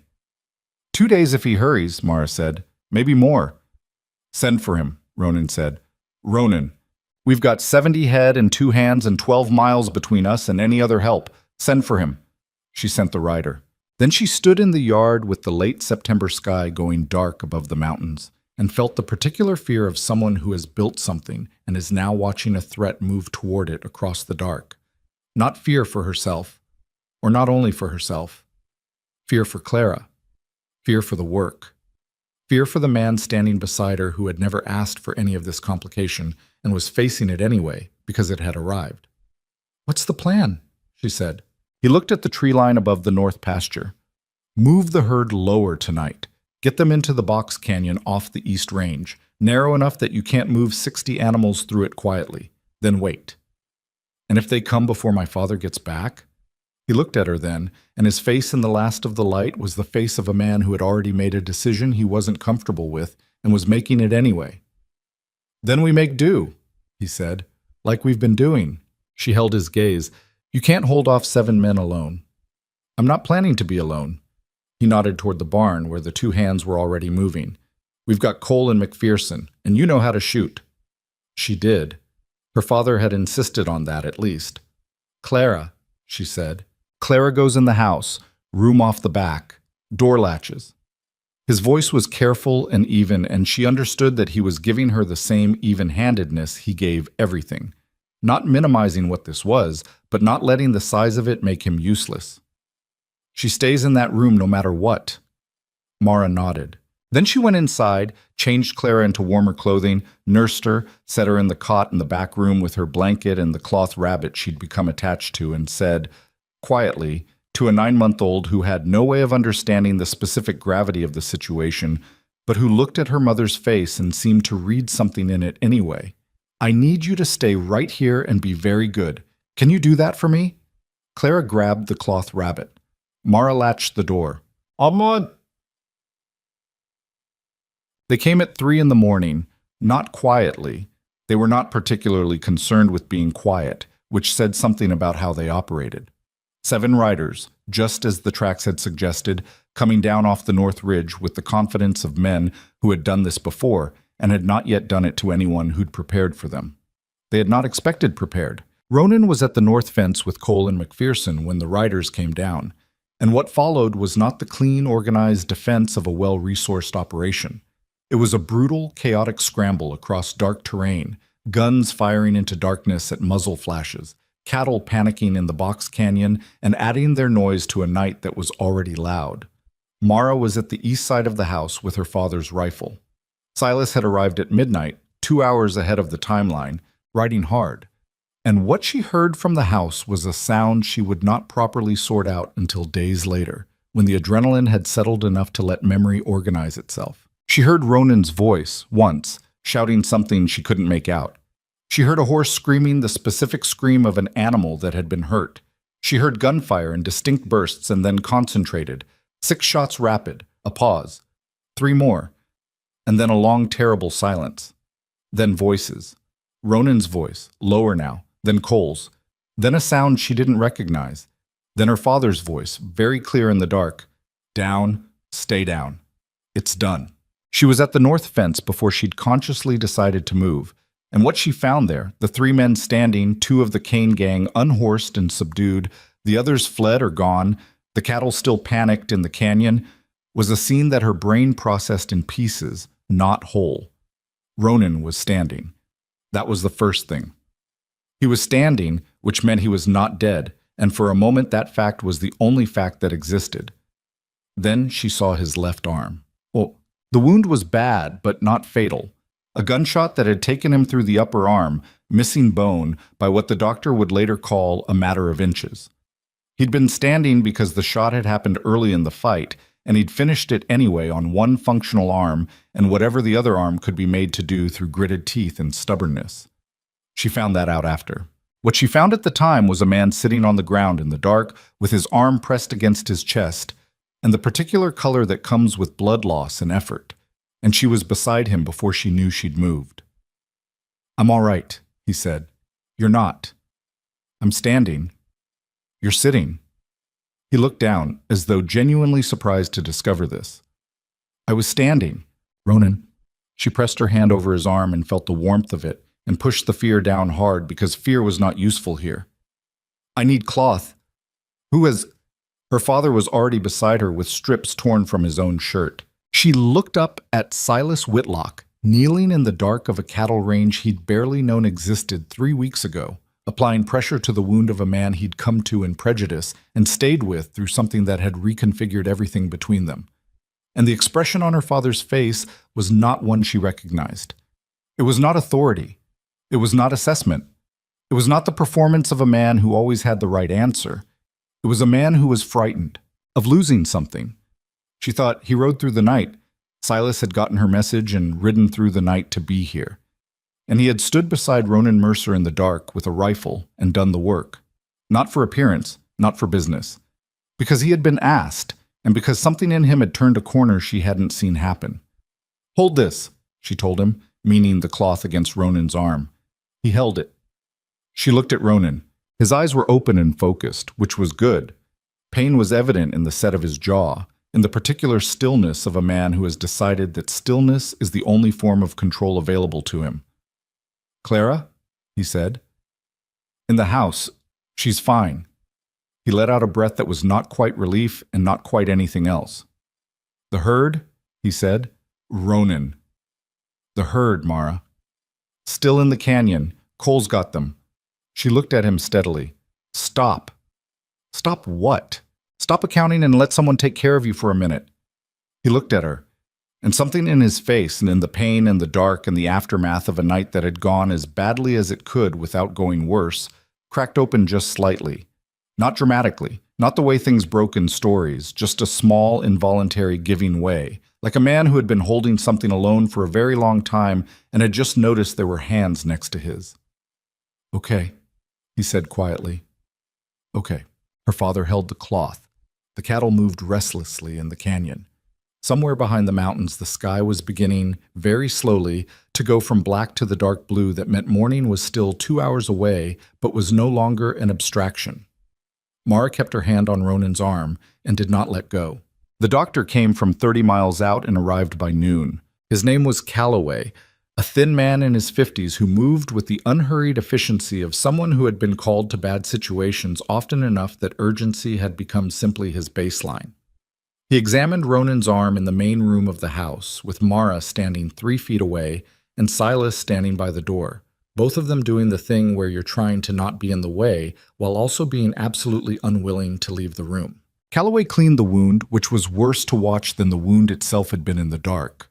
Ronan sat on the table edge and held still with his jaw set, and didn't make a sound that could be called a sound, though once he exhaled through his teeth in a way that made Mara's hands close into fists at her sides. "Through and through," Calloway said. "Clean exit. Miss the bone. You'll have full use of the arm if you keep it still for 6 weeks and don't do anything stupid before then." "I've got a cattle operation," Ronan said. "I know what you've got. I said don't do anything stupid. That includes the operation." Calloway glanced at Mara with the expression of a man assigning a task. "He needs the dressing changed twice a day. No heavy lifting, no range work. If it goes red at the edges or he runs fever, send for me immediately." He looked back at Ronan. "You understand?" "I understand," Ronan said. Calloway looked at him for a moment longer, in the manner of a doctor who has learned that understanding and compliance are 2 entirely different things in men who work land for a living. "Mrs. He looked at Mara. "Whitlock," she said. "Miss Whitlock. He'll listen to you better than he'll listen to me. Hold him to it." She said she would, and she meant it, and when Calloway was gone, she turned to look at Ronan on the table edge with his arm newly wrapped and the color in his face that came from blood loss and pain and a night with no sleep, and she thought, "You are the most stubborn person I have ever known, and I am going to take care of you whether you make it easy or not." She did not say this. She said, "You should sleep." He said, "The herd needs... Cole and McPherson are on it. Lie down." A pause. "Mara." "Ronan." He looked at her. He looked at her father, who was still standing by the door with the air of a man who understood he was in someone else's space and was trying to take up as little of it as possible, which was an unusual posture for Silas Whitlock and somehow made it more genuine. "Fine," Ronan said. He slid off the table. He was steadier on his feet than she'd expected, which told her he was marshaling everything available to him. and the fact that he was still marshalling when he could have just let himself be injured annoyed her and moved her in equal measure. She walked him to his room. He sat on the edge of the bed and looked at his boots with the expression of a man realizing that removing them one-handed was going to be an undignified operation. "Let me," she said. Let me." She knelt and pulled his boots off. He didn't argue further. He lay back on the bed with the careful deliberation of a man monitoring his own pain, and she pulled the blanket up and he was asleep within minutes. The abrupt, absolute sleep of someone whose body had been running on adrenaline and had now received permission to stop. She stood in the doorway of his room for a moment. Through the house, she could hear Clara waking in the back room, beginning the ascending sequence of sounds that meant she'd been patient long enough and would like some attention. She could hear her father in the kitchen, the particular sound of a man moving carefully around an unfamiliar space, and then the sound of water being poured. And she realized Silas was making coffee. Silas Whitlock, who had never made coffee in his life that she was aware of, was in Ronan Mercer's kitchen trying to figure out the stove. She went to get Clara. Barshamat. The 3 days that followed had a quality she couldn't have anticipated. There was the practical work, which was considerable. The operation didn't pause for injury, and with Ronan confined, Mara was managing the accounts and coordinating with Cole and McPherson and making the decisions that needed making on a daily basis. The 2 captured men from the Kane gang were held by Cole on the property until the territorial marshal came through, which took 36 hours and involved paperwork that Mara handled because the alternative was Ronan trying to handle it from bed, which she refused. There was Clara, who was 10 months old and had apparently decided that this was the week she would attempt to pull herself upright by grabbing onto available furniture and the legs of available adults. She fell repeatedly. She got back up each time with the particular grim persistence of an infant who is identified standing as important and is not prepared to revise this assessment. She had opinions now, loud ones, and she expressed them without apology, which Mara found exhausting, and also, privately, deeply satisfying. And there was Silas. Her father stayed. She hadn't asked him to, hadn't expected him to. He had his own operation to run, 100 miles of obligations, a household where her mother was ill. But he stayed for 3 days, and in those 3 days she watched him do something she had never seen Silas Whitlock do in her life. He made himself useful in someone else's house. He fixed the porch. The sagging side, the one Ronan had been meaning to get to and hadn't. Silas assessed it on the first morning, located the materials in the barn, and repaired it in 4 hours of silent, methodical work. He fed the horses. He helped Cole with the fence line on the South Range, a task he'd have considered beneath the dignity of a man in his position 2 months ago, and he did it without comment. He cooked, badly, but consistently, and with the focused seriousness of a man learning something rather than performing competence. The first meal was nearly inedible. The second was adequate. By the 3rd day, the stew was something a hungry person would eat with actual appreciation. Mara watched all of this from a careful distance, not wanting to acknowledge it in a way that made it self-conscious, not wanting to ignore it in a way that let it pass without meaning. On the second evening, she found him sitting on the repaired porch with Clara in his lap. She stopped in the doorway. Her father, Silas Whitlock, who had called Clara a consequence in the language of a man who kept his emotions in a vault with a combination lock, was sitting in the evening light with her daughter against his chest, and Clara had her fist wrapped around one of his fingers with the grip that infants apply to things they've decided belong to them, and Silas was looking at the mountains with an expression Mara didn't have a name for. She didn't say anything. She went back inside and stood in the kitchen for a moment with her hand on the counter and let the complicated feeling that produced run through her and out the other side. Ronan was a bad patient on the first day and a worse one on the second. He stayed in bed the first morning because he genuinely couldn't do otherwise. The blood loss and the pain had their own authority, and he submitted to them with the poorly concealed resentment of a man who regarded lying still as fundamentally suspicious. By afternoon, he was trying to sit up and read the account books. By evening, he was at the kitchen table. "You're supposed to be in bed," Mara said. "I'm sitting down, in the kitchen. It's a different room. Variety is good for recovery." He had the account book open in front of him and was turning pages one-handed with considerable determination. "Cole said we lost 4 head in the canyon, the panicking." "I know. I already noted it."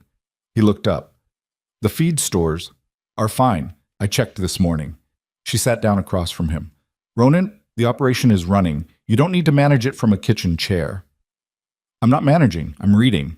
You're managing while pretending to read. He closed the book. He looked at her across the table with an expression that was somewhere between irritation and something else. Something that appeared when he was tired and his guard was lower. A kind of undefended openness that she'd seen before and that never stopped catching her off guard. I don't know how to not be responsible for this place, he said.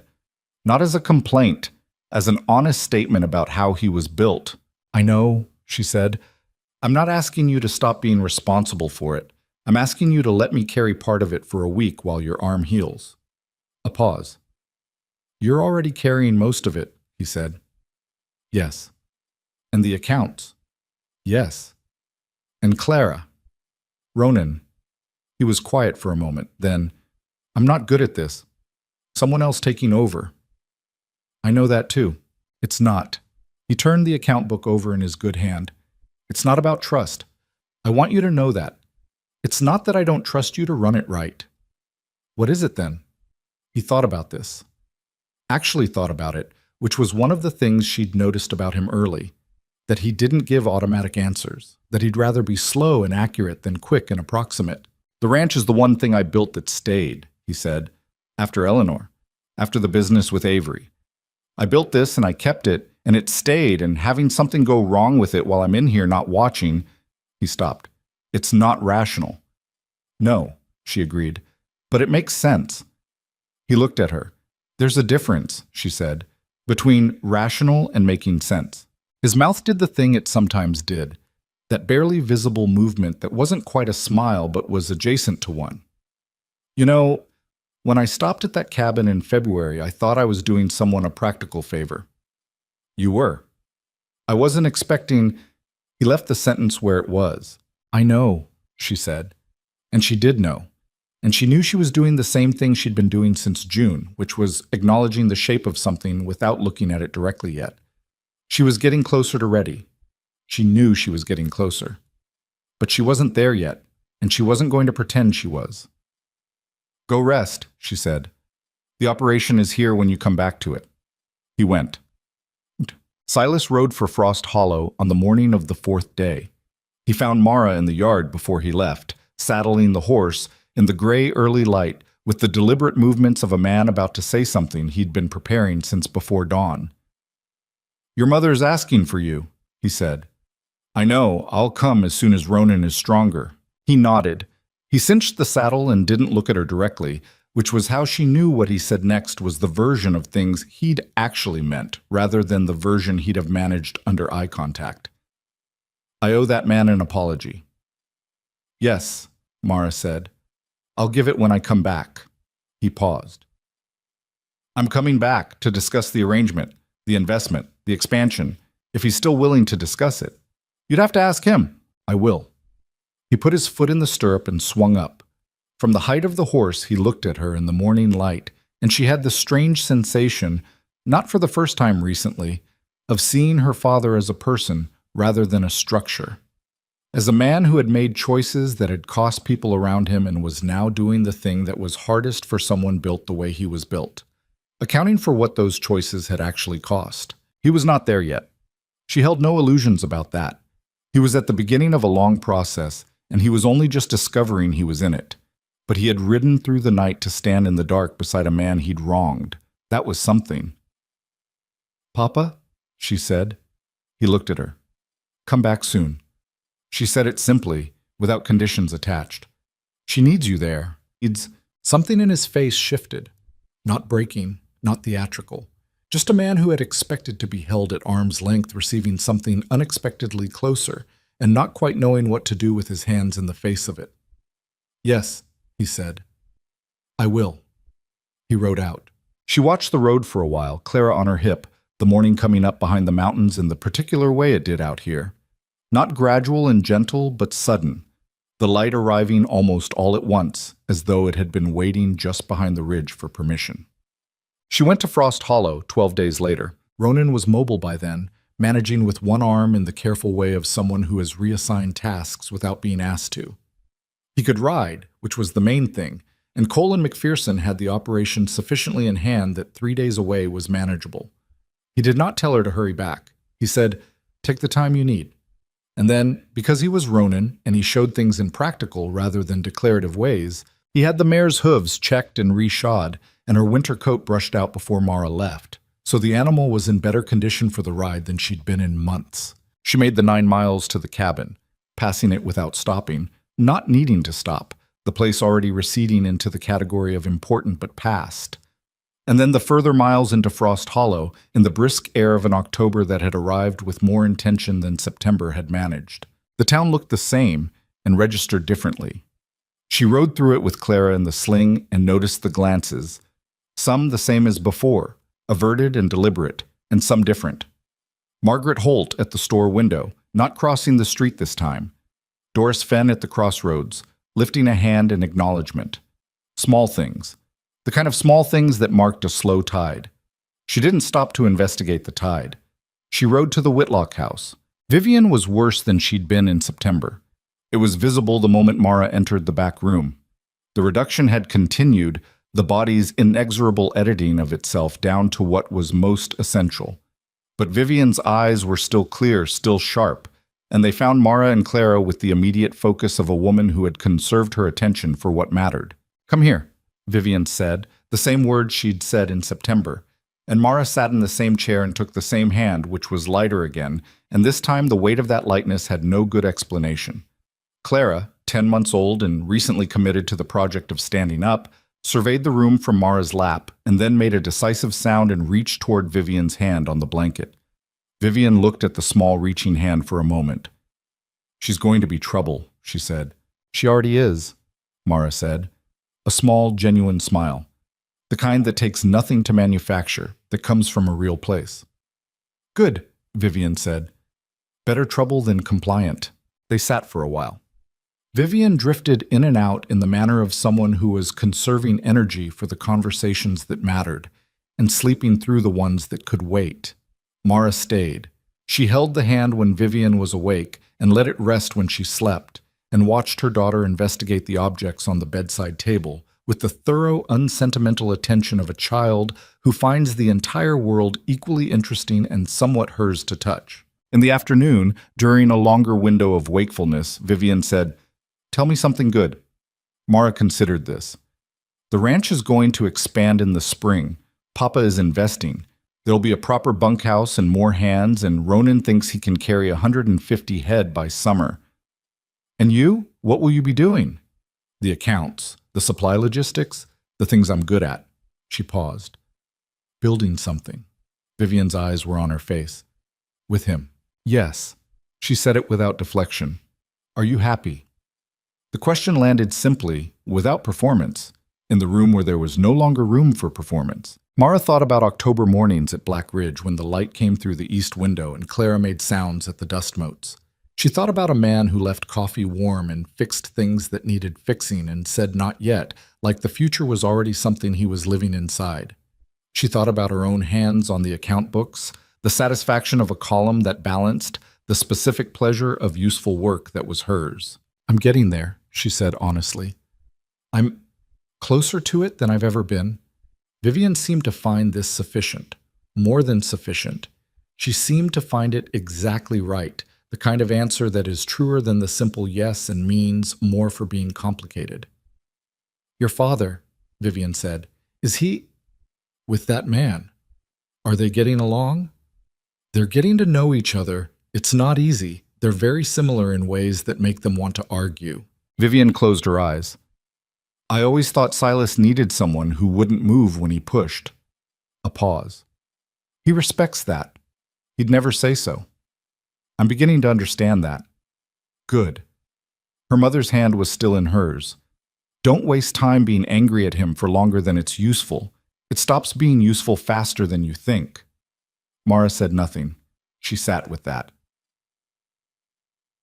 Chet. Vivian Whitlock passed on a Thursday morning in the second week of October, with Mara beside her and Silas on the other side, and Garrett in the doorway, and the mountain light coming through the south window and the long pale strips that had always been the signature of that room. It was not dramatic. That was the thing about it. Death when it came after long illness, was not the roaring thing that stories made it. It was quieter than breathing. It was there, and then it was not. And the room was the same room, and the light was the same light, and the hand that had been warm became, very gradually, and then all at once, something other than a hand. Mara sat still for a while. Then she became aware of Clara, who had been in the corner on a blanket, and who was now making the sounds that meant she had noticed the change in the room's atmosphere in the way that very young children sometimes notice things that adults believe they can't perceive, and was registering it not as understanding, but as something, an alteration in the quality of attention around her, a difference in how the people she depended on were breathing. Mara picked up her daughter. She held Clara against her chest and stood at the window and looked at the mountains.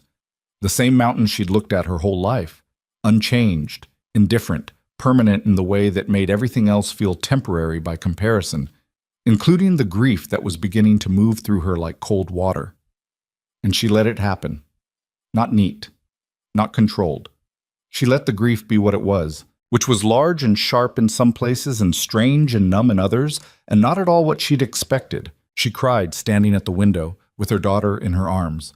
Clara put her hand on Mara's face, the small, warm weight of it on her cheek. Not understanding, but contact, but presence, was what finally broke the controlled part of the crying into the other kind, the kind that was just pure feeling without architecture. She let that happen too. Silas came to her that evening. She was on the front porch of the Whitlock house, sitting in the chair that had always been her mother's chair, not consciously claiming it, just the nearest seat when she'd needed to sit down.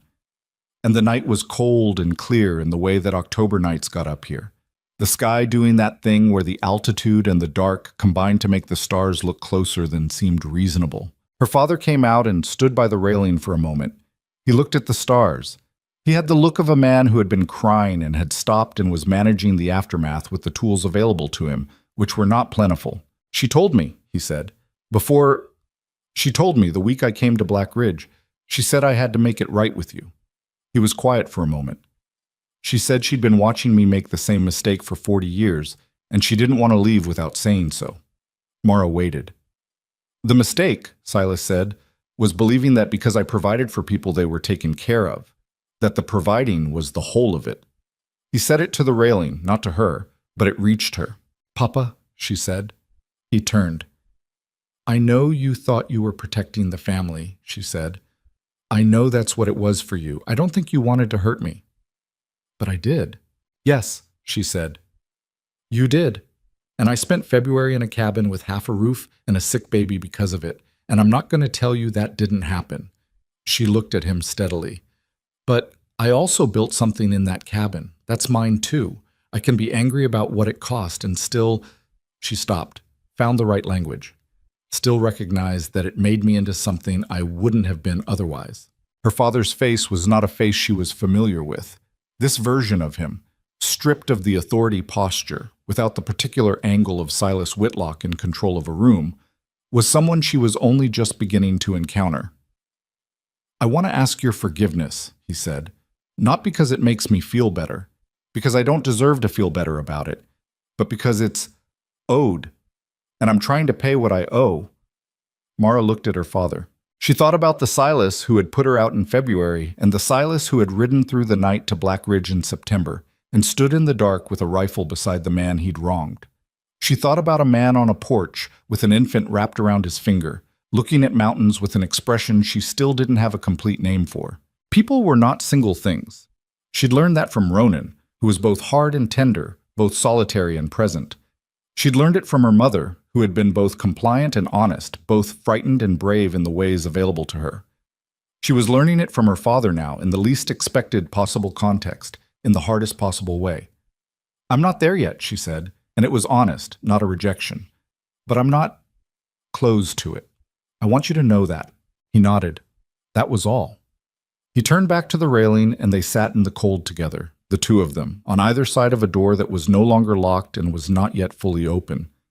Above them, the stars did what they always did. Garrett found her in the kitchen the following morning. He stood in the doorway the way he'd stood in the doorway of the Whitlock bedroom the night before, not entering, maintaining a distance that she understood was not coldness, but something more like shame. The posture of someone who knows they need to say a thing and is not sure they deserve to say it. She poured a second cup of coffee without being asked and set it on the table. He came in and sat down. They drank their coffee. Outside, the morning was doing what October mornings did.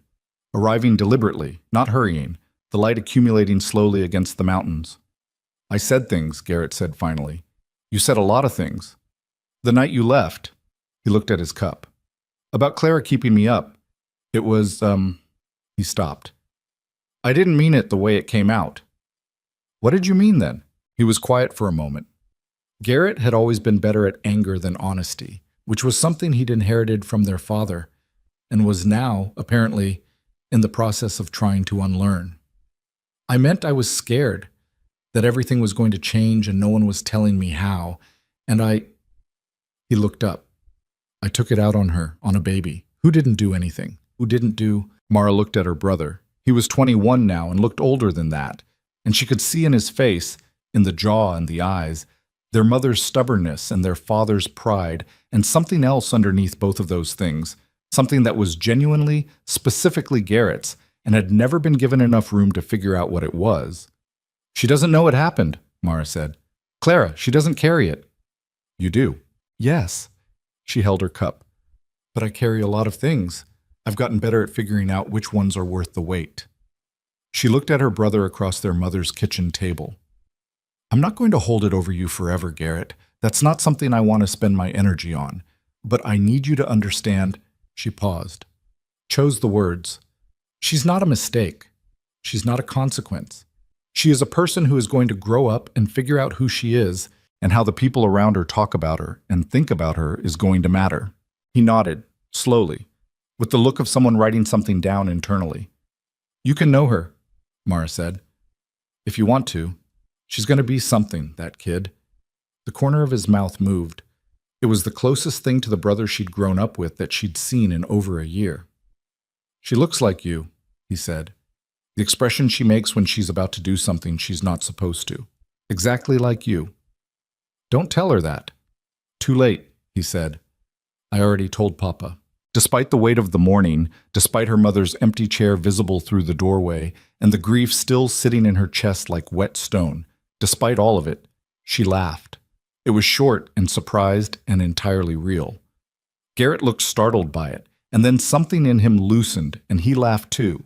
And for a minute they were just two people in their mother's kitchen in the October morning, getting through the first day of a hard thing by being, imperfectly, still family. She rode back to Black Ridge on a Sunday. The miles between Frost Hollow and the ranch were familiar now, not in the abstract way that any road becomes familiar, but in the specific way of a road you have traveled in multiple states of yourself. She'd ridden this way in February with everything stripped. She'd ridden it in March cautious and beginning to believe in something. She'd ridden it in July knowing where she was going. She rode it now in October with her mother 4 days in the ground and her father 3 days into something that hadn't been named yet, and her daughter against her chest in the mountains doing what they always did, which was exist without needing to be anything other than what they were. She thought about Vivian's words. "Don't let anyone take that from you, least of all yourself." She had not let them.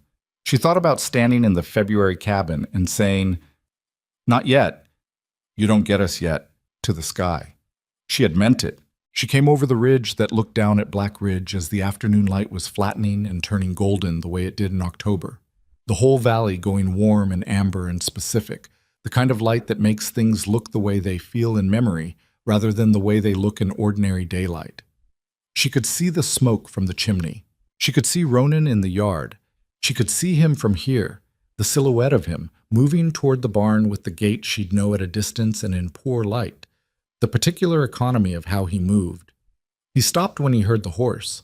He looked up the ridge. She lifted her hand. He lifted his. Clara, against her chest, made a sound that was the sound she made when she recognized something, when her world narrowed to the immediate and specific and real. Mara rode down. He was waiting at the bottom of the ridge when she came down, not in a staged way. He hadn't ridden out to meet her, or positioned himself for the arrival. He'd simply been in the yard when he heard the horse, and he'd stayed there, and that was the whole of it. That was Ronan. He did not perform things for effect. He just was where he was, and you either found that sufficient or you didn't. She found it sufficient. She had found it more than sufficient for a long time, and was only now fully admitting the extent of it to herself. She pulled up beside him, and he took the mare's bridle while she dismounted one-handed, Clara still in the sling. He looked at her face the way he always looked at her face when she'd been away. That quick, thorough read that was not intrusive but was completely attentive, checking for what the trip had cost and whether she was telling the truth about how she was. "How are you?" he said. "She's gone," Mara said. 4 days ago, Thursday morning." He nodded. He kept his hand on the mare's bridle. "I'm sorry," he said, and he meant it in the plain, unfussy way he meant things. Not as a social form, but as an actual statement of feeling. He was sorry. It was evident. "I know," she said. Clara, who had been relatively patient for the length of the ride and had now decided patience was finished, made a decisive sound and reached toward Ronan with both arms in the commanding way she had developed for indicating that she wanted to be held by a specific person and was not interested in negotiating about it. Ronan looked at her with the expression Mara still found almost unbearable in its undefended quality. The thing that happened to his face around Clara that he didn't seem to know was visible. He took her. Clara settled against his shoulder and grabbed a fistful of his coat, and that was that. Case closed. Whatever argument the world might have wanted to make about this arrangement, Clara had already rendered her verdict and was not accepting appeals. "Come inside," Ronan said. "I made soup. It's probably edible." "Probably. I've been working on the cooking." "I know. The last stew was genuinely good. Don't tell your father that," he said. "He's been taking credit for the recipe." She stopped walking. "He was here?" "Came by 2 days ago. We talked." He said it in the tone that meant the talking had been substantive, and he'd give her the full account when there was time. "He stayed one night, fixed the north gate on his way out because apparently he can't leave a property without fixing something." "That's very him." "Yeah." A pause. He apologized. She looked at him. "Proper apology?" Ronan said. "Not the kind wrapped around a business proposition. The actual kind." He glanced at her. Took him a while to get there, but he got there. She stood in the yard in the October evening with the light going amber and her daughter on the arm of the man who had walked into her collapsed life with timber and willow bark and no questions, and felt something shift in her chest, not breaking, not opening dramatically, just settling. The final piece of something large and heavy finding its resting place after being carried a very long way. "How's the arm?" she said. "Better. Calloway cleared me for light work yesterday." "Light work. Within reason." "Ronan. I know what within reason means, Mara." She looked at him. He looked back. They were both aware that his definition of within reason and Calloway's definition were not identical documents. "Come inside," he said again. She went. The soup was more than edible. She said so, and he looked at the bowl with the expression of a man deciding whether to accept the compliment or critique his own technique, which was one of his particular qualities, the inability to simply receive positive information without checking it against his own assessment. "The broth could be stronger," he said. "The broth is good. It could be better." "Ronan, it's good soup." He picked up his own spoon. "Next time I'll let it go another hour." She looked at him across the table, the same table she'd sat across from him at for months. Scarred wood and uneven legs, the best surface available in a house that was still more function than comfort. And she thought about what next time meant. She thought about all the next times that had accumulated between them without being named. The next Wednesday. The next account book. The next pot of coffee left warm. The accumulated weight of all those small next times. All of them pointing in the same direction. All of them meaning something that neither of them had said plainly yet. She had been afraid. She was still afraid. She wanted to be honest about that, even just to herself. The fear hadn't dissolved into certainty the way it did in simpler stories. She still carried the memory of Eli Carr and what it felt like to believe something that turned out to be nothing. She still knew what it cost to be wrong about a person. The fear of that was real, and she was not going to pretend it wasn't. But there was something she'd learned in the February cabin that she'd been applying ever since without fully naming it, that fear was not the same thing as a signal to stop, that sometimes fear was just the sensation of approaching something that actually mattered, that the things worth having were, by definition, the things you could lose, and the possibility of losing them was what made the having real rather than decorative. She had lost things. She knew what that felt like, and she had kept going anyway, and built something anyway. And here was the table and the soup and the man across from her who had never once asked her to be less than she was, and Clara asleep in the back room, and the mountains outside doing their permanent indifferent thing. She could be afraid and still know what she wanted. Both of those things could be true. She told him about Garrett in the kitchen afterward, washing the bowls in the basin, the October night pressing cold against the windows. She told him about the coffee and the surprised laugh, and the two of them in their mother's kitchen being, imperfectly, still family. She told him about Vivian's last real conversation. Don't let anyone take that from you, least of all yourself. And she told him that she'd stood at the window with Clara after, and cried in the way that was necessary rather than chosen, the kind that is your body processing what your mind isn't ready for yet. Ronan listened. He dried the bowls while she washed, and he listened without trying to fix the parts that didn't need fixing, which was one of the things she'd come to understand was genuinely rare. A person who could hear something hard and not immediately reach for the solution, who understood that sometimes the telling was the thing and not the prologue to the thing. She sounds like she was someone worth knowing, he said about Vivian. At the end, she was trying to be. I think she always was, underneath. She just didn't have much room to work in. Mara set the last bowl in the rack. I don't want to be like that. I don't want to be someone who knows what's right and doesn't say it because saying it is uncomfortable. You're not. I'm working on it. He set down the dishcloth. He turned to look at her in the kitchen in the lamplight, and the look was direct and unguarded in the way that still caught her off guard, even now, even after months of it. Then I want to say something, he said. And I want to say it plainly. She turned to face him. I know where we've been, he said. I know you've been careful, and I know why. And I've never wanted to push you past what you were ready for. But I need you to know. I'm not waiting for you to be ready as a strategy. I'm not being patient so that eventually things go the way I want them to go. He paused, choosing words with his characteristic care. I'm being patient because you matter to me, and what you need matters to me, and those two things are the same thing, not a trade-off. She held his gaze. I love you, he said. I've known it for a long time. I'm saying it now because your mother just died and you rode back here, and I think you deserve to know clearly where you're standing, what's here if you want it. The kitchen was quiet. The fire in the next room had settled to a steady burn. Outside, the wind was doing something gentle against the eaves, the specific sound of October wind that was not threatening anything, just present. I'm still afraid, she said. I know. I'm not saying that as a warning. I'm saying it so you know what's actually true. She looked at him. I'm afraid, and I also... She stopped. I also know that I have been building a life here.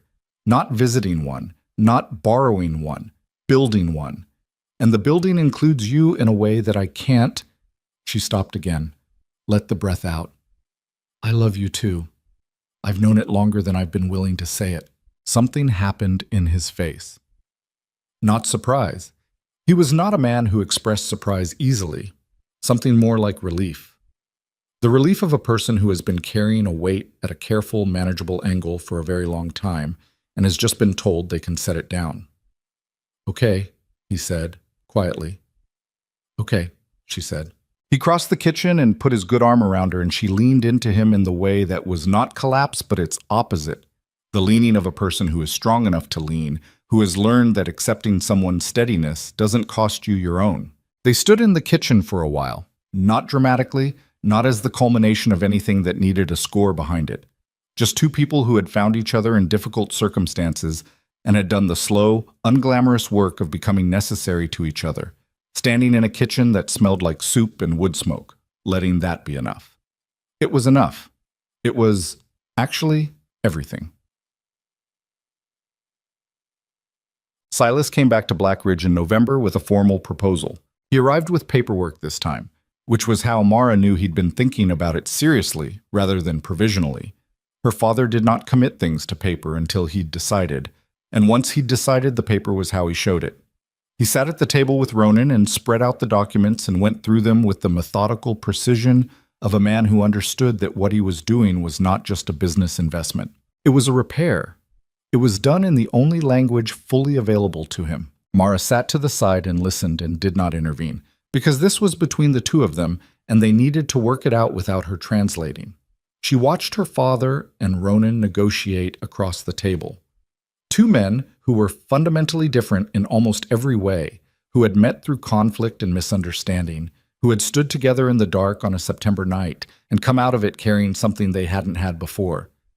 And she watched them find, slowly, the language of a working respect. It was not warm. It was not the relationship of men who would choose each other's company for pleasure. It was the relationship of men who recognized in each other a quality they understood, something about taking responsibility for a thing and not letting go of it, and who had decided, each of them privately, separately, but arriving at the same conclusion, that the woman they both loved was reason enough to figure out how to stand in the same room. The agreement they reached gave Silas a minority stake in the Black Ridge operation in exchange for capital that would fund a herd expansion to 150 head and the construction of a proper bunkhouse for 4 additional hands. Ronan retained full operational authority. The terms were clear and fair and written down in language that left nothing to interpretation, because both of them were men who preferred not to have conversations they'd already had. When it was done and signed, Silas put his pen away. He looked at Ronan across the table. "I said things to you," he said. "Last winter, on your range. I said things that were not accurate and were not fair." Ronan met his eyes. "You did. I'm telling you that I know it, and that it won't happen again." A pause. Ronan nodded. "All right, it was not a warm exchange. It was not the stuff of a sentimental reconciliation. It was two men with a mutual investment in the same woman and the same future deciding to operate with honesty rather than convenience.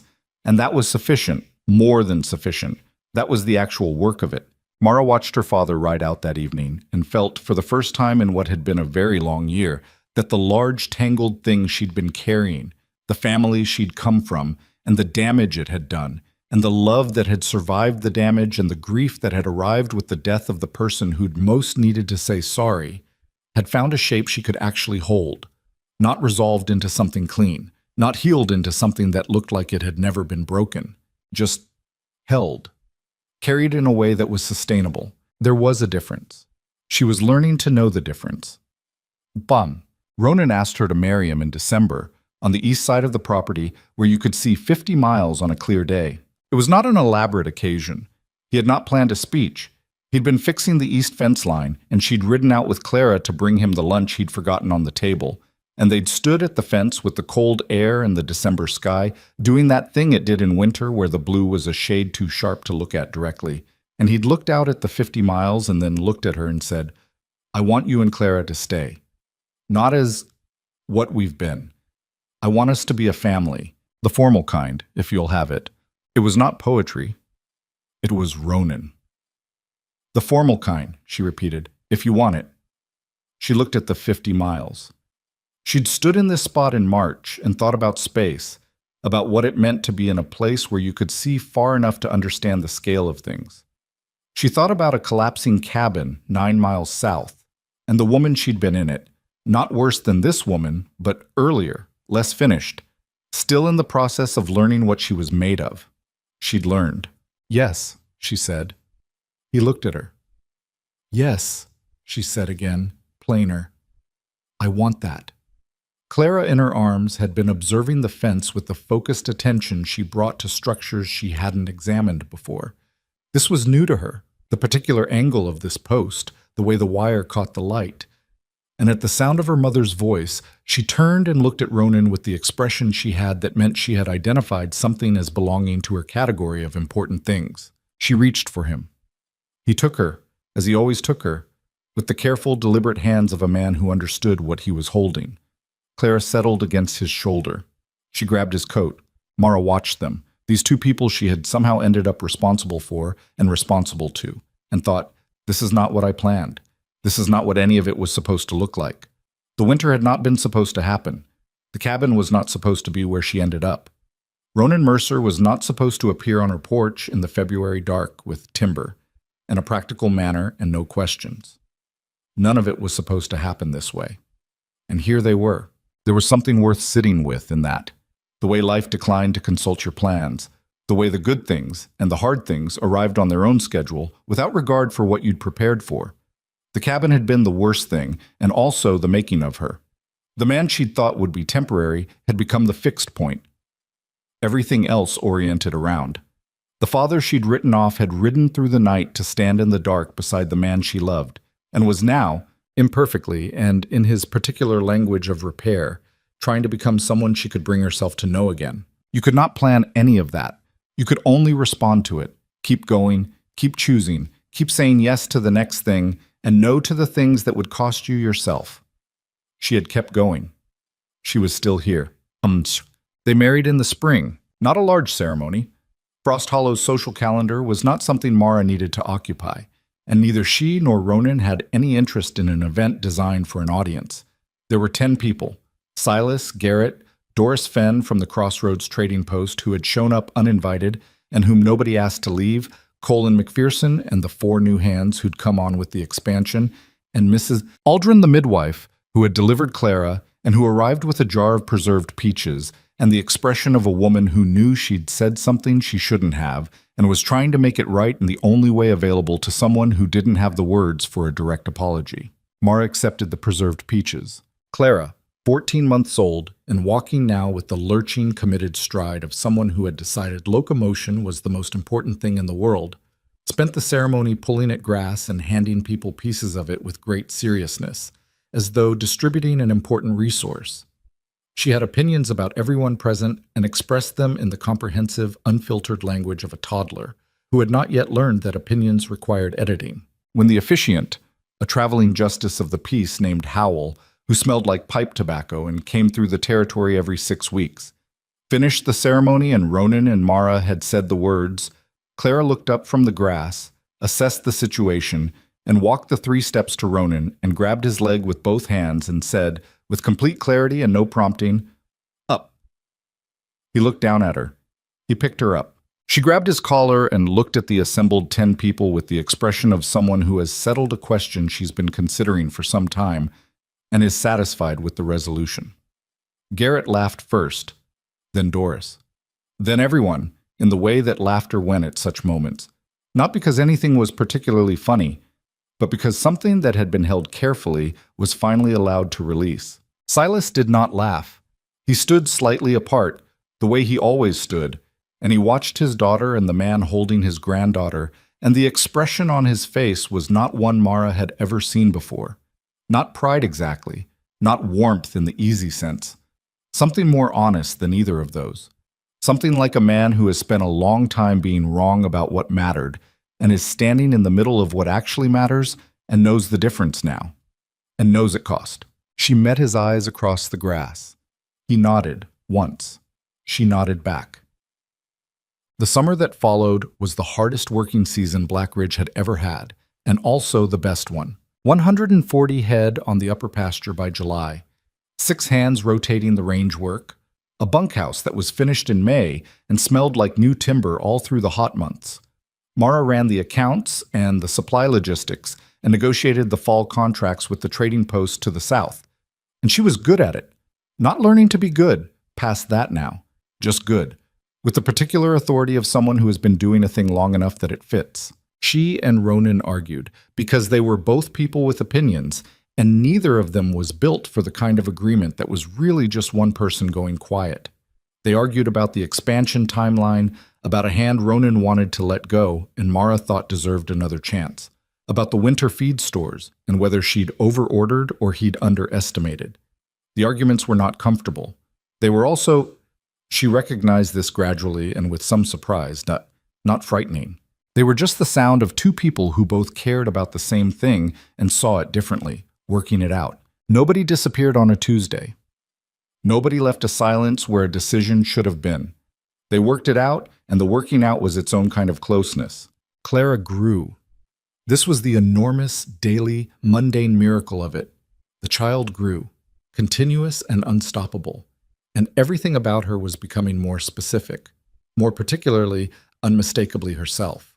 She had Mara's stubbornness and what Vivian had identified as Silas Whitlock's eyes, and something else that belonged to neither of them, some quality of complete self-possession that she'd apparently arrived with and was going to keep. She was afraid of nothing Mara could identify, and curious about everything, and she attached to Ronan with a comprehensiveness that left no room for interpretation. He was her father. That was simply the truth of it, not a complicated truth, just the one. One evening in August, when Clara was asleep and the summer dark had settled over the valley, and the mountains were just their shapes against the sky, Mara sat on the repaired porch, the one Silas had fixed in September, solid now, no longer sagging, and thought about February.